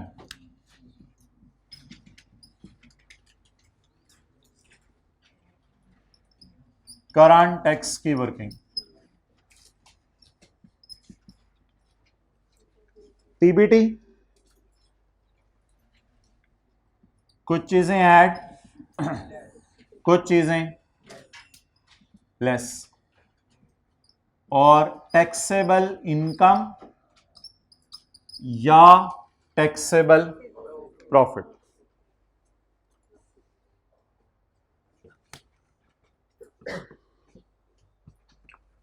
Current year taxable income exceed the accounting income by 5, of विच की टेंशन ना लें। Current year taxable income exceed the accounting income bye, इसका मतलब है ऐड वाली फिगर्स 5000 से ज्यादा हैं एज कंपेयर टू लेस वाली फिगर्स, तभी तो ये ज्यादा आया होगा। Current year taxable income exceed the accounting income by 5। अगर इस तरह आपको लिखने को दिल नहीं चाह रहा तो जब भी पीबीटी सवाल में निकलेगा, पीबीटी जो भी आएगा उसमें जमा 5000 करके ये फिगर आ जाएगी। तो इसके ज्यादा होने की इसकी बनिस्बत क्या मैथमेटिकल रीजन हो सकती है? ऐड वाली फिगर ज्यादा है। दोबारा बार बार बोलें, इसके ज्यादा होने की रीजन इसकी बनिस्बत क्या हो सकती है? Current year taxable income exceed the accounting income by 5। इस बात पे एग्री कर गए? अच्छा जी, अब यहां पे हो गया डेडलॉक, क्योंकि पीबीटी नहीं पता मुझे, पीबीटी नहीं पता मुझे। अब मुझे मजबूरन जाना पड़ेगा ट्रायल पर, पूरे सवाल की सारी एडजस्टमेंट्स पोस्ट करनी पड़ेंगी, वर्किंग 1 2 3 4 टोटल करके कॉस्ट ऑफ सेलें निकालनी पड़ेंगी, सब कुछ निकालना पड़ेगा। फिर कहीं जाके मैं पहुंचूंगा पीबी, और फिर जो पीबीटी आएगा उसको मैं यहां लिखूंगा, फिर इसमें 5000 ऐड करूंगा और मेरी आ जाएगी टैक्सेबल इनकम। फिर मैं अल्हम्दुलिल्लाह इस पर रेट लगाऊंगा, डेट विल बी माई। अभी खुदा के लिए 5000 पे रेट ना लगाएं, कोई बोंगी ना मारिएगा, पीबीटी निकलवाएंगे आप। ठीक है, आपको पता है रेट किस पे लगता है? इन दोनों के डिफरेंस पे लगता है या इस फिगर पे लगता है? तो अपनी तरफ से कोई और साइंस नहीं मारने की कोशिश करनी। तो करंट टैक्स निकालने के लिए हमें बहुत मेहनत करनी पड़ेगी। सवाल वाला बहुत अच्छा था, बहुत अक्लमंद इंसान था, उसने अगली एडजस्टमेंट डिविडेंड की रखी थी क्योंकि ये पी&एल को हिट नहीं करती। उसने अगली एडजस्टमेंट ओसीआई की रखी थी क्योंकि ये पी&एल को हिट नहीं करती। अगर अगली दो एडजस्टमेंट पीबीटी को हिट कर रही होती तो फिर तो पहले उनको करना पड़ना था, फिर आके इधर पीबीटी निकालना पड़ना था। लेकिन अगले दोनों एडजस्टमेंट सेफ एंड पे हैं, उन्होंने पीबीटी को हिट नहीं करना। यहां पे मैं सवाल क्लोज करने लगा हूं और मैं पीबीटी निकालने लगा हूं, ताकि मेरा एंड इन द एंड क्या निकल आए, करंट टैक्स। बिस्मिल्लाहिर्रहमानिर्रहीम। सेल जी कितनी, 2 लाख।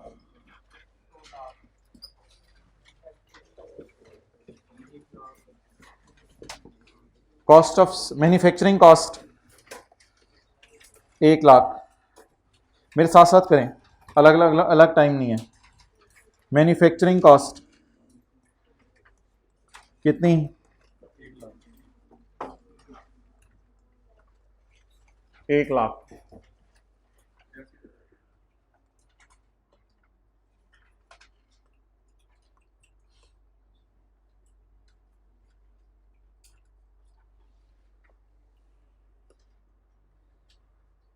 अच्छा आगे,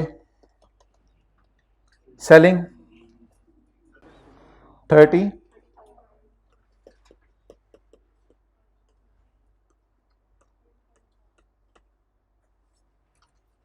आगे एडमिन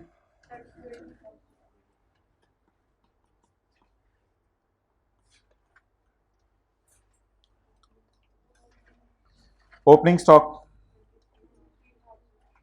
जगह नहीं है, मैं थोड़ा सा इधर करके लिखता हूं,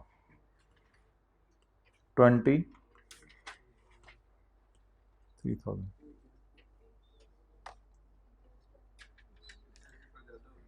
जी ज्यादा होगी एक फिगर। आगे क्या जी, interest on loan 5,000।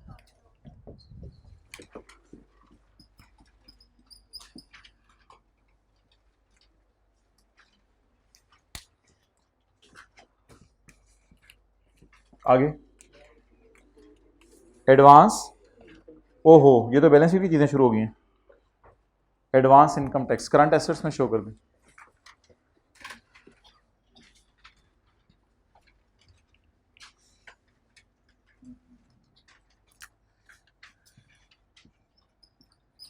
Advance tax, आगे क्या, पीपी 80,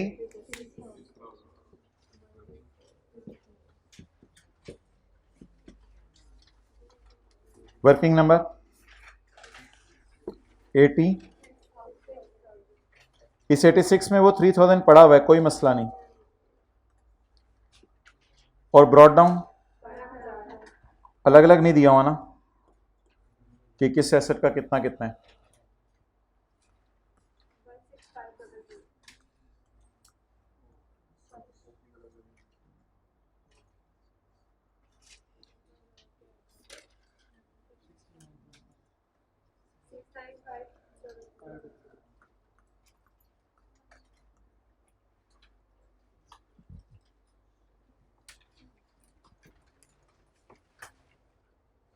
जी आगे, आगे एक्सपोर्ट लाइसेंस जी, जी आगे ट्रेड रिसीवेबल्स जी 37, जी आगे कैश एंड बैंक, जी आगे इसको थोड़ा सा ऊपर लिख दे, मैंने कहा था अदर रिसीवेबल और cash and bank. Other receivables और कैश एंड बैंक, आगे trade payables, trade and other payables. वैसे यहां बेहतर था current portion of long term loan लिखते, तरतीब में जरा तरतीब याद करें। Current portion of long term loan, trade and other payables, dividend payable, interest payable, tax payable.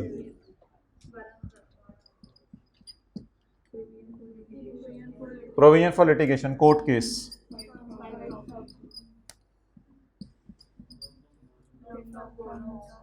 Long term loan, total 3152 minus 6000. Current portion of long term loan.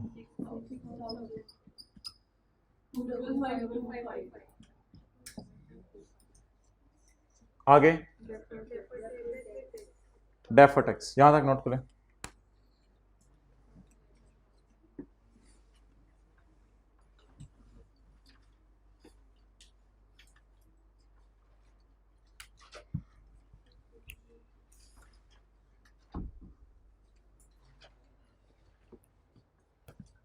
Ji defer tax hybrid में उठा देना, second row में साथ साथ कर लें, कोई नहीं तो आगे हैं तो कर लें। जी डेफर टैक्स 5000।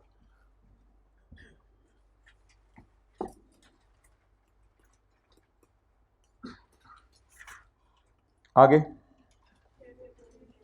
शेयर कैपिटल,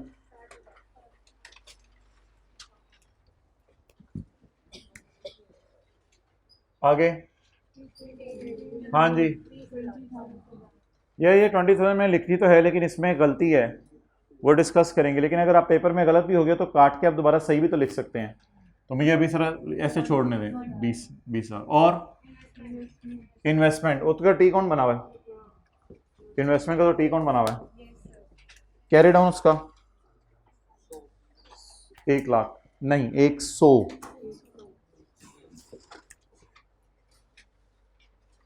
जी working number 100।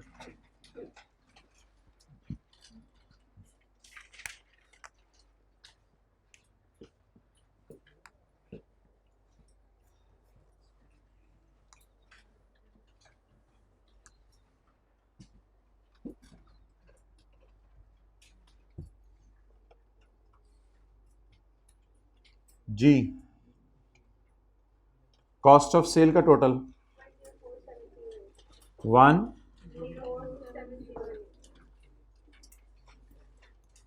Selling 36 admin 30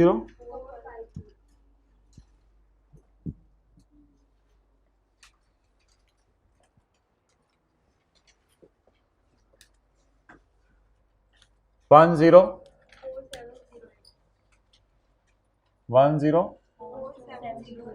GP 95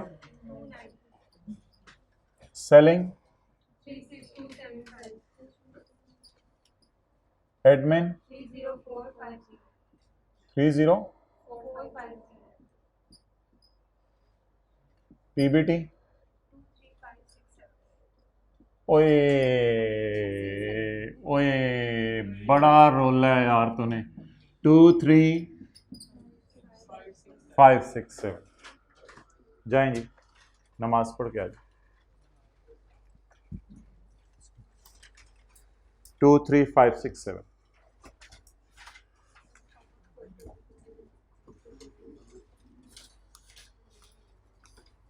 अच्छा भाई अगला सवाल बड़ा ही इम्पॉर्टेंट है, वो ज़्यादा एग्जाम लेवल का सवाल है, लगने इंशाल्लाह उस पर कोई 35-40 मिनट है, ज़्यादा टाइम नहीं लगना। अब एक हमारी डिविडेंड की एडजस्टमेंट रहेगी है, वो करके इंशाल्लाह ऑडिट वाले बच्चे आ जाएंगे 6 बजे तक, फिर हम अगला सवाल इंशाल्लाह जो है वो करेंगे। तो इसलिए अगला सवाल 6 से 6:30 इंशाल्लाह करके फिर फ्री कर देंगे, और क्या करना, लेकिन अगला सवाल नहीं छोड़ना, वो बड़ा इंपॉर्टेंट है। पॉज कर दो इसको, पार्ट बी चलने दो।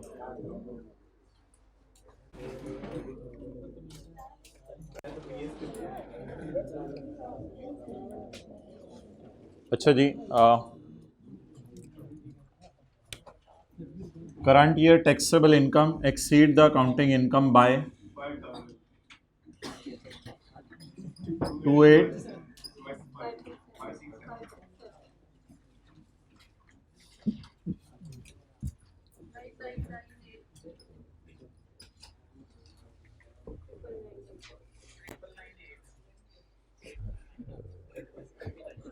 ऐसे ठीक है। CT debit provision for tax credit, CT debit provision for tax credit.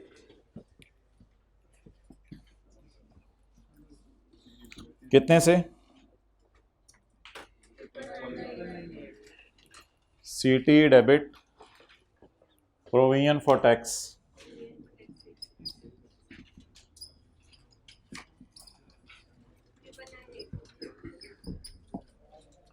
998। अच्छा,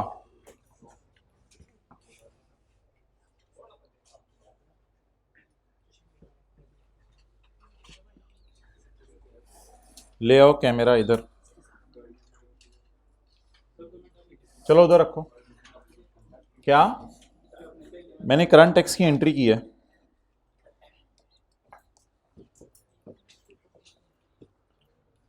प्रोविजन फॉर टैक्स क्रेडिट और current tax expense debit, current tax expense debit, provision for tax credit.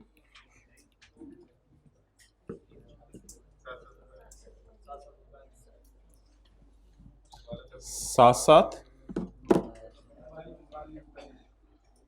अच्छा हाँ हाँ, ज़ाहिर बात है यार, ये जब नॉर्मल क्लास में तो मोबाइल अवॉइड करते हैं, लेकिन हज़ार काम और साथ खोले हैं, उनको भी साथ साथ चलाना है ना। अब लैपटॉप नहीं मिल रहा। अच्छा, और इस पे लिखा नहीं जा रहा मेरे को। अच्छा, अब आप मुझे ये बताएं कि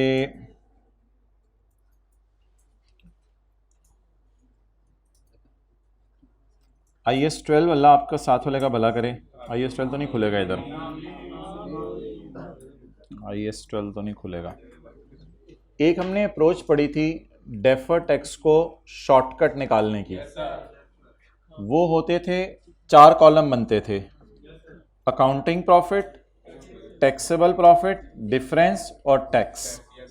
वो अप्रोच यूज होती थी। अच्छा, उस अप्रोच को अगर आप जहन में लाएं तो एक लाइन लिखी हुई है, current year taxable income exceed the accounting income by 5 of which 0.8 are permanent differences, जिसमें से 0.8 के परमानेंट डिफरेंसेस हैं। 0.8 का मतलब है 800 के परमानेंट डिफरेंस है। ये कौन सी साइड पे होंगे? ये डिडक्शन नॉट अलाउड होंगे या एग्जेम्प्ट इनकम वाले होंगे?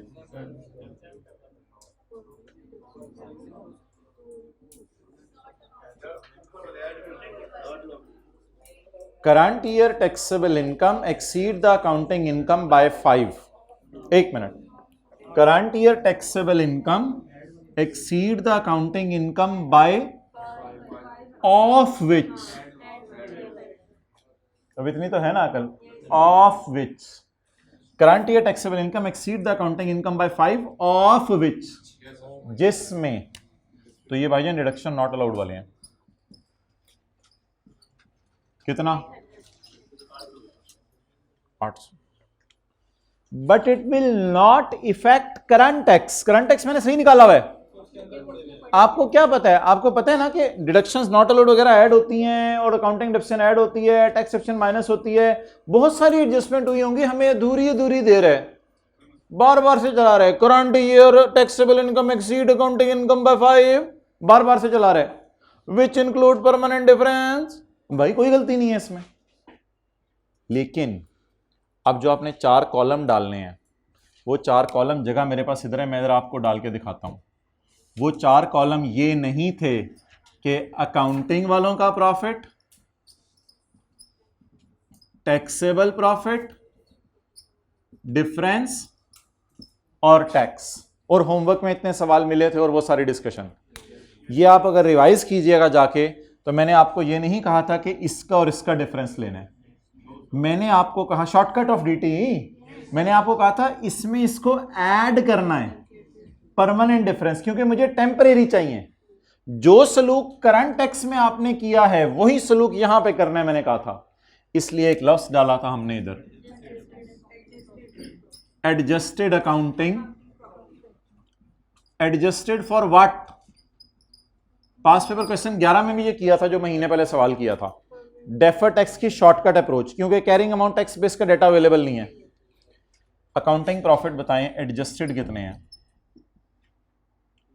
2 3 प्लस 800 और टैक्सेबल प्रॉफिट, ये आपको तरीका बताया था पास पेपर के क्वेश्चन 2 में, IS 12 में जाके देख लीजिएगा। पास पेपर का क्वेश्चन 2 IS 12, वहां पे सॉल्यूशन के अंदर मैंने ये चीज डलवाई थी आपको। अब कितने लोगों को थोड़ा थोड़ा याद है, जरा बता दें ये वाली बात, शॉर्टकट अप्रोच। शॉर्टकट अप्रोच क्या था? इन दोनों का डिफरेंस लेने? नहीं, अगर परमानेंट डिफरेंस ना हो तो इन दोनों का डिफरेंस ले लें, ये आपको DT ही दे देगा। दूसरा तरीका क्या है? इसमें डिडक्शन नॉट अलाउड ऐड करें, एग्जेम्प्ट इनकम, और इसका नाम एडजस्टेड अकाउंटिंग प्रॉफिट रखें और इसे टैक्सेबल प्रॉफिट से कंपेयर कर लें। देखें ना, वैसे मुंह बना रहे हैं जैसे जो है वो घर वालों ने मार के भेजा है। अंडे लेने तो नहीं भेजा, जूते खाने भेजा। अच्छा नहीं नहीं नहीं, अच्छे बच्चे हैं। अस्तगफिरुल्लाह अस्तगफिरुल्लाह अस्तगफिरुल्लाह।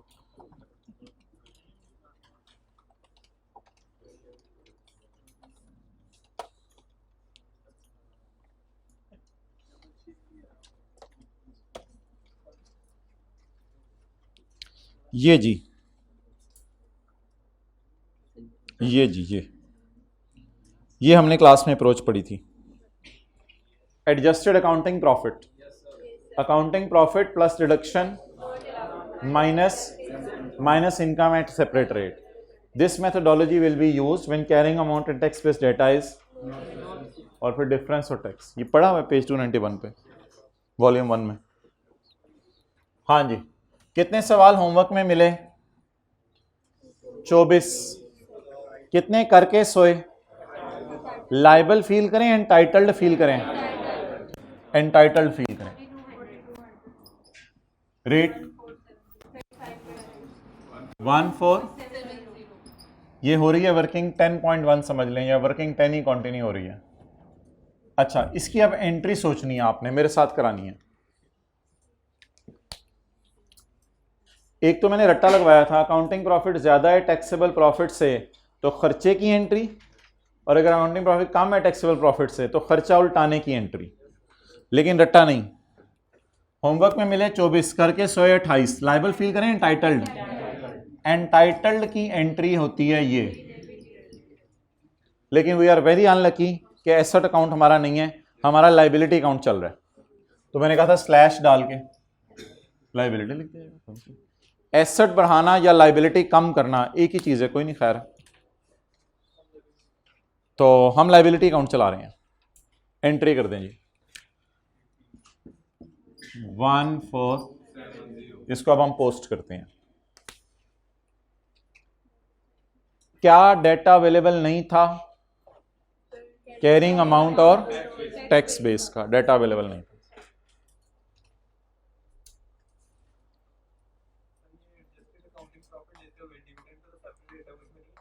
हाँ, फिर सेपरेट रेट को मैंने कहा था अलग से रेट लगाओ। पास पेपर क्वेश्चन 11 लिख लो, वो करना। क्या चीज?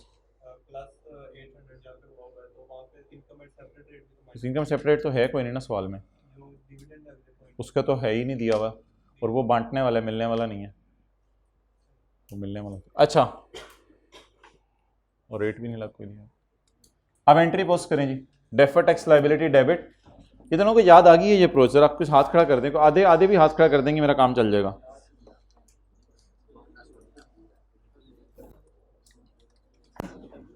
चलें जी, एंट्री करें, बोलें जी।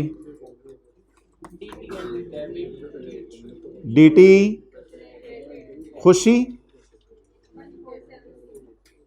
14, DT क्रेडिट, और DTL डेबिट।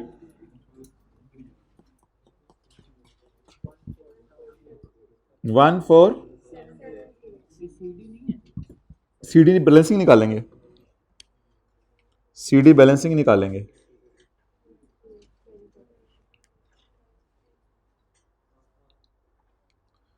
अब आखिरी एडजस्टमेंट सवाल में करते हैं, और फिर जो है वो डिविडेंड की बात हमारी क्लोज हो जाएगी। कैरी डाउन निकाल लेते हैं सारी चीज़ों को एक ही दफ़ा।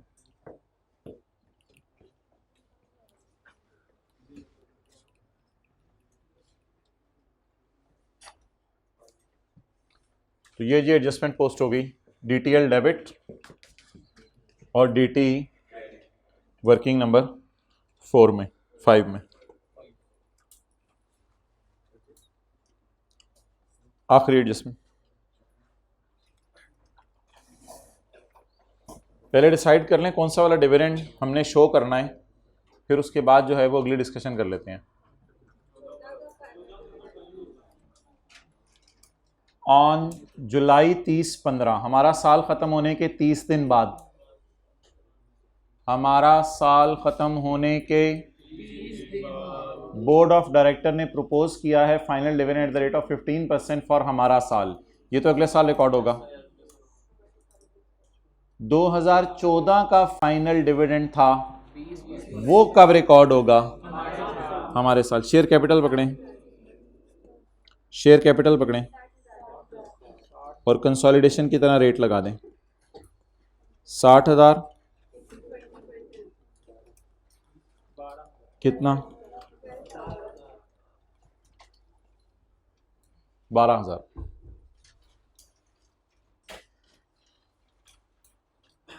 ठीक है, पॉज कर दो।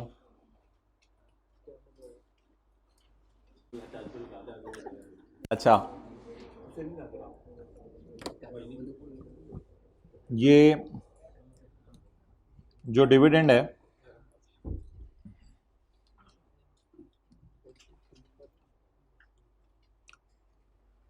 बहुत ज़्यादा अटेंशन देनी पड़ेगी। ये है पिछला साल, ये है हमारा साल। हमारे साल इस दिन डिविडेंड अनाउंस हुआ है पिछले साल का, कितने %? सेम डेट को ही वो होगा, जुलाई 30 को। कितना? 12,000। इस 12,000 की मैं क्या अजम्पशन लूँ कि ये पेड है या अनपेड है? भाई 11 महीने लोग कब के आके लेके भी चले गए होंगे, लोगों को तो चाहिए डिविडेंड होता है। तो इसलिए बाय डिफॉल्ट क्या एज्यूम करेंगे? डिविडेंड पेड है। मिलने वाला या बांटने वाला? भाईजान प्रपोज्ड अ फाइनल डिविडेंड, हमने अपने शेयर होल्डर्स को बांटा है, हमने कहीं इन्वेस्टमेंट्स नहीं की हुई जिस पे डिविडेंड मिल रहा है। ये बांटने वाला डिविडेंड है। ये स्टेटमेंट ऑफ चेंज इक्विटी में जाने वाला डिविडेंड है, या अदर इनकम में जाने वाला नहीं है। हम बांट रहे हैं डिविडेंड। तो क्या एज्यूम करूं, पे हो गया या अनपेड है? अगर पे हो गया तो एंट्री बताएं। डिविडेंड एक्सपेंस कहां से यार? अगर पे हो गया तो एंट्री बताएं, डिविडेंड या ड्राइंग डेबिट? बचपन में फिर ड्राइंग डेबिट होती थी, अगर भूल गया। Dividend debit, cash credit. अब जाके ट्रायल में ढूंढें, आपको डिविडेंड नजर नहीं आ रहा, नहीं नजर आ रहा, लिखें dividend debit cash credit entry हुई है, लेकिन ट्रायल के डेबिट साइड पे डिविडेंड नजर नहीं आ रहा। Dividend debit cash credit entry हुई है, हुई है, हो ही नहीं सकता अनपेड हो, लोग आके ले जाते हैं जल्दी। Dividend debit cash credit entry हुई है, लेकिन ट्रायल के फेस पे डिविडेंड डेबिट साइड पे नजर नहीं आ रहा। थोड़ी मेल्ट होने देना, ज्यादा मजा आएगा। अच्छा, वो ऑनलाइन में बात है। Dividend debit cash credit entry हुई है, लेकिन ट्रायल के फेस पर डिविडेंड डेबिट साइड पे नजर नहीं आ रहा।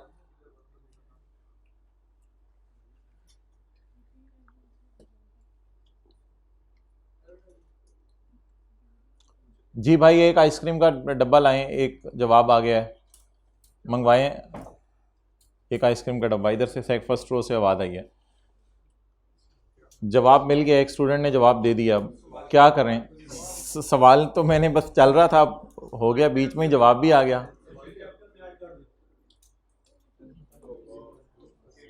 तो मेरे भाई ले आए, सेकंड रो में दे दें।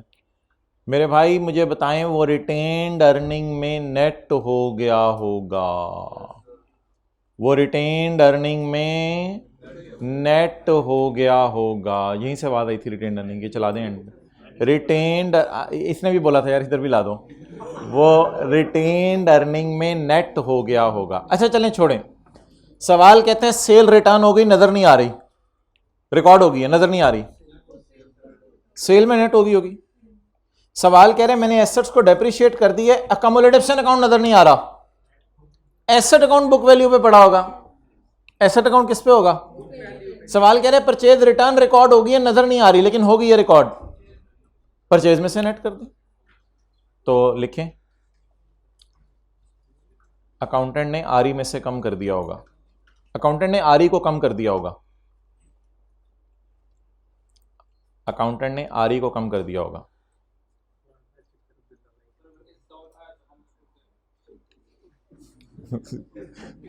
भाई से सवाल तो सबके लिए सबके लिए आता है, सबके लिए आता है ऐसा सवाल। तो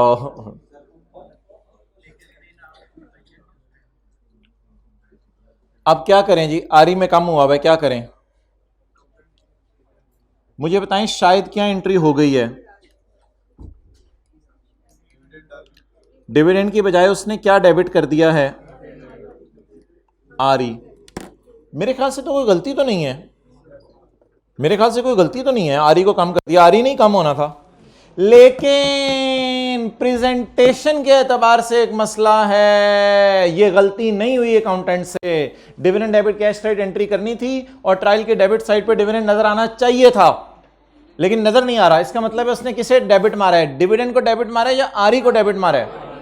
अब क्या हो गया, मैं स्टेटमेंट ऑफ इक्विटी में डिविडेंड शो करना चाहता हूं, तो मैं फिर ऐसा करता हूं कि आरई डेबिट हो चुकी है, उसे वापस अपनी जगह लाना चाहता हूं। तो आरई अगर कम हो चुकी है तो उसे वापस कैसे लाऊं? बढ़ा के। What is my RE unluckily? तो आरई कम होने के बाद कितनी है? सर आपको कैसे पता चला आरई कम हो गई? भाई डिविडेंड डेबिट पे नजर नहीं आ रहा, तो आरई कम हो गई है। आरई को, आरई कितनी है? 20,000, 2 स्टार लगा के 20,000 प्लस 12,000 32,000। अब मेरी आरई ओपनिंग आ गई, बिल्कुल सही वाली।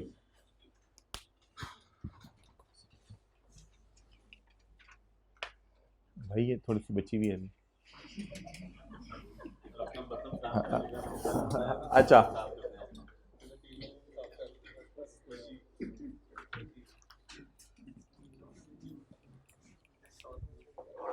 सबसे पहले बच्चे ये चीज खाते हैं जो तूने जाया किया, उतारते ही छोड़ो, ज्यादा हो जाएगी।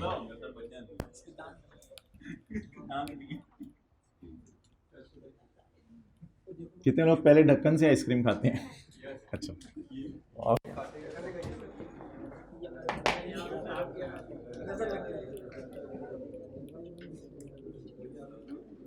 ये था जी सवाल। अब डिविडेंड को पोस्ट कर दें, बेहतर है वैसे करेक्शन ऑफ एरर के बाद ना एडजस्टेड बैलेंसेस निकाल लें। 30,916 डिविडेंड, ये कौन सा ईयर एंड है? तो डिविडेंड किसका आएगा? फाइनल 14 का, कितना? 12,000।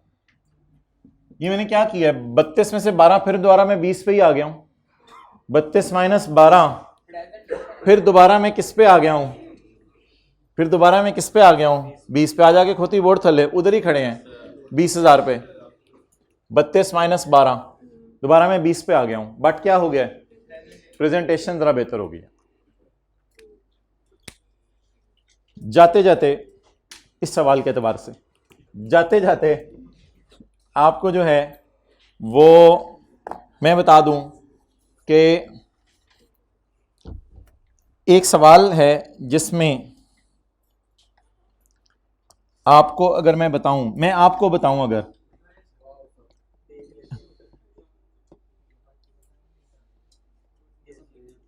ये बातें बताई नहीं जाती, नजर लग जाती है। क्यों? हमें ऐसी कोई बात ही नहीं करेंगे जिससे नजर लगे। हमने गाड़ी के पीछे जूता लटकाया हुआ है। अच्छा भाई प्लीज, बड़ा अजीब। अच्छा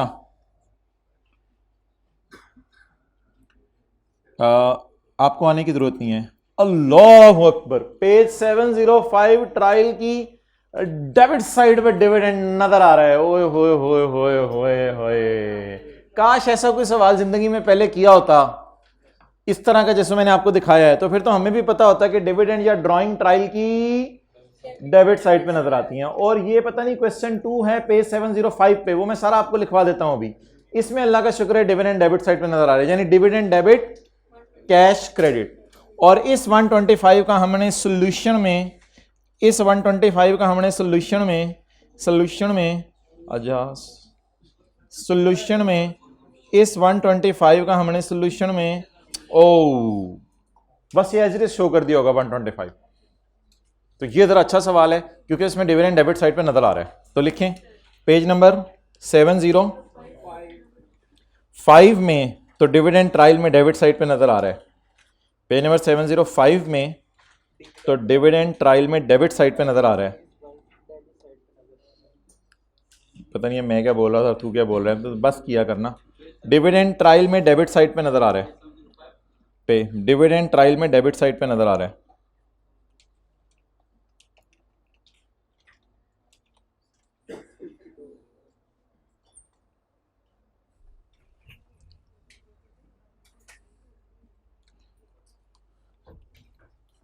लेकिन ऑब्वियसली अगर डिविडेंड, फिर वो मसला था डिविडेंड अब नहीं नजर आ रहा था, पेड वाला हो नहीं सकता अकाउंटेंट मिस करे, तो आरई में डेबिट हो गया होगा।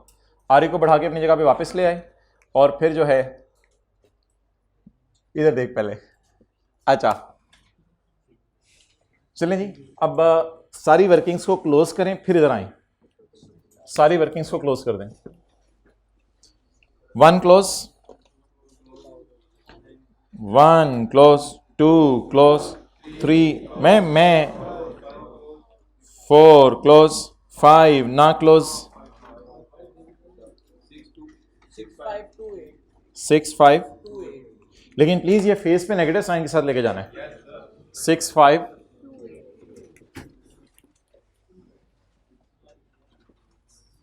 मैंने ना सॉल्यूशन में इसको पूरे को फेस पे शो किया हुआ है CT DT, लेकिन आप लोग ऐसा ना किया करें क्योंकि डिस्क्लोजर भी कभी कभी बनाने होते हैं, तो एक ही आदत डालें, इधर टैक्स एक्सपेंस लिख के बाकी सारा वर्किंग में फेंका करें।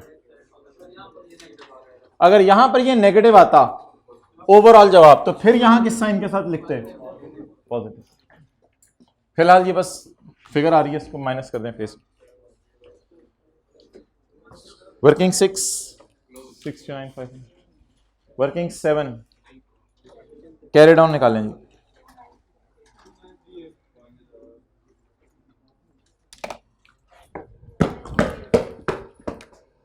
टू 9 3 8। फाइनल अकाउंट के सवालों में सही कैमरामैन भाई का टेस्ट होता है टेम्परामेंट का। वर्किंग नंबर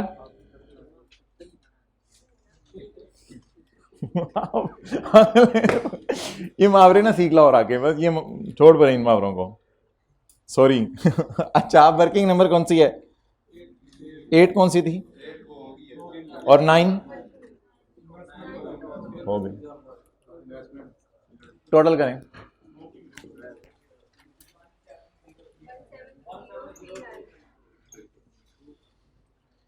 भाई मेरे काली लाल को ले जाएं। अभी TCA ना निकालें क्योंकि TCA को कहीं लेके नहीं जाना होता, काली लाल को ले जाएं।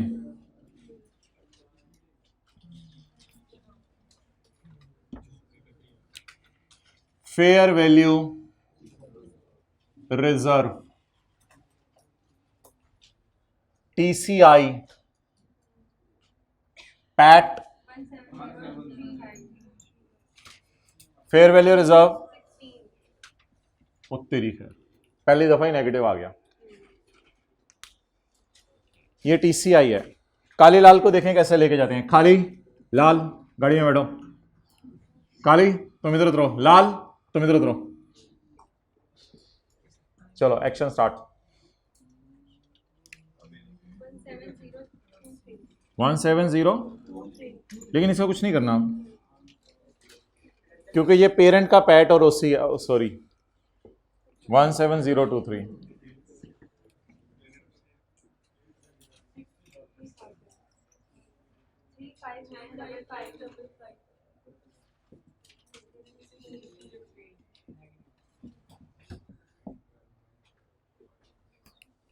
$60,000।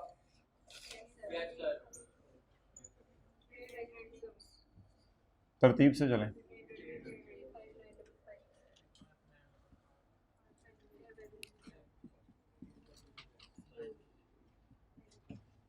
नहीं इसको अब एसेट साइड पे नहीं ले जाना, ये कोई ऐसी चीज़ नहीं है, बस नेगेटिव लिखें यहाँ, इक्विटी नेगेटिव।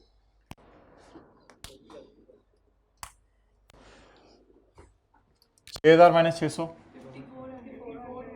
5400। डेटर्स कितने? 27800। Grand total 157।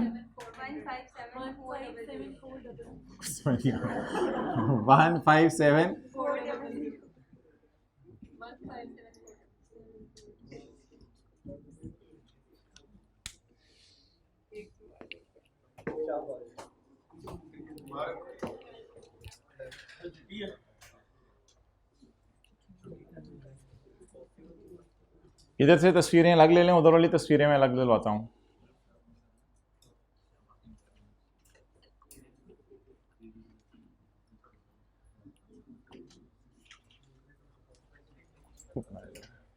आपको रफ एंड टफ बनाया जा रहा है। ये जो शीशक बाशक बच्चे होते हैं ना, ये जो है ना जगह जगह परेशान ही रहते हैं। इसी खराब हो गया, हवा नहीं आ रही मुझे, पंखा में से दूर लगा हुआ है। वो मस्जिद में जाके भी पंखे के नीचे खड़े हो जाते हैं, बाकी इंतजार करते हैं 3 लोग आए तो सफ पूरी हो। कोई पूछने वाला पूछते हैं इतनी दूर क्यों खड़े हुए हो? बस वो मैं और साथियों का इंतजार कर रहा हूँ।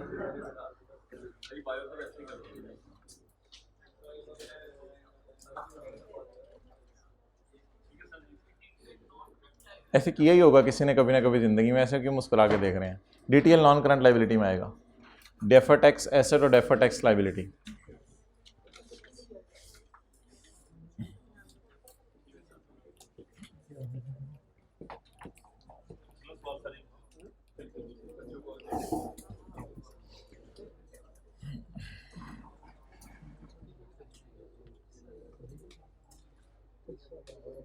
ये सुई से मोबाइल इस्तेमाल हो रहा है, शुक्रिया।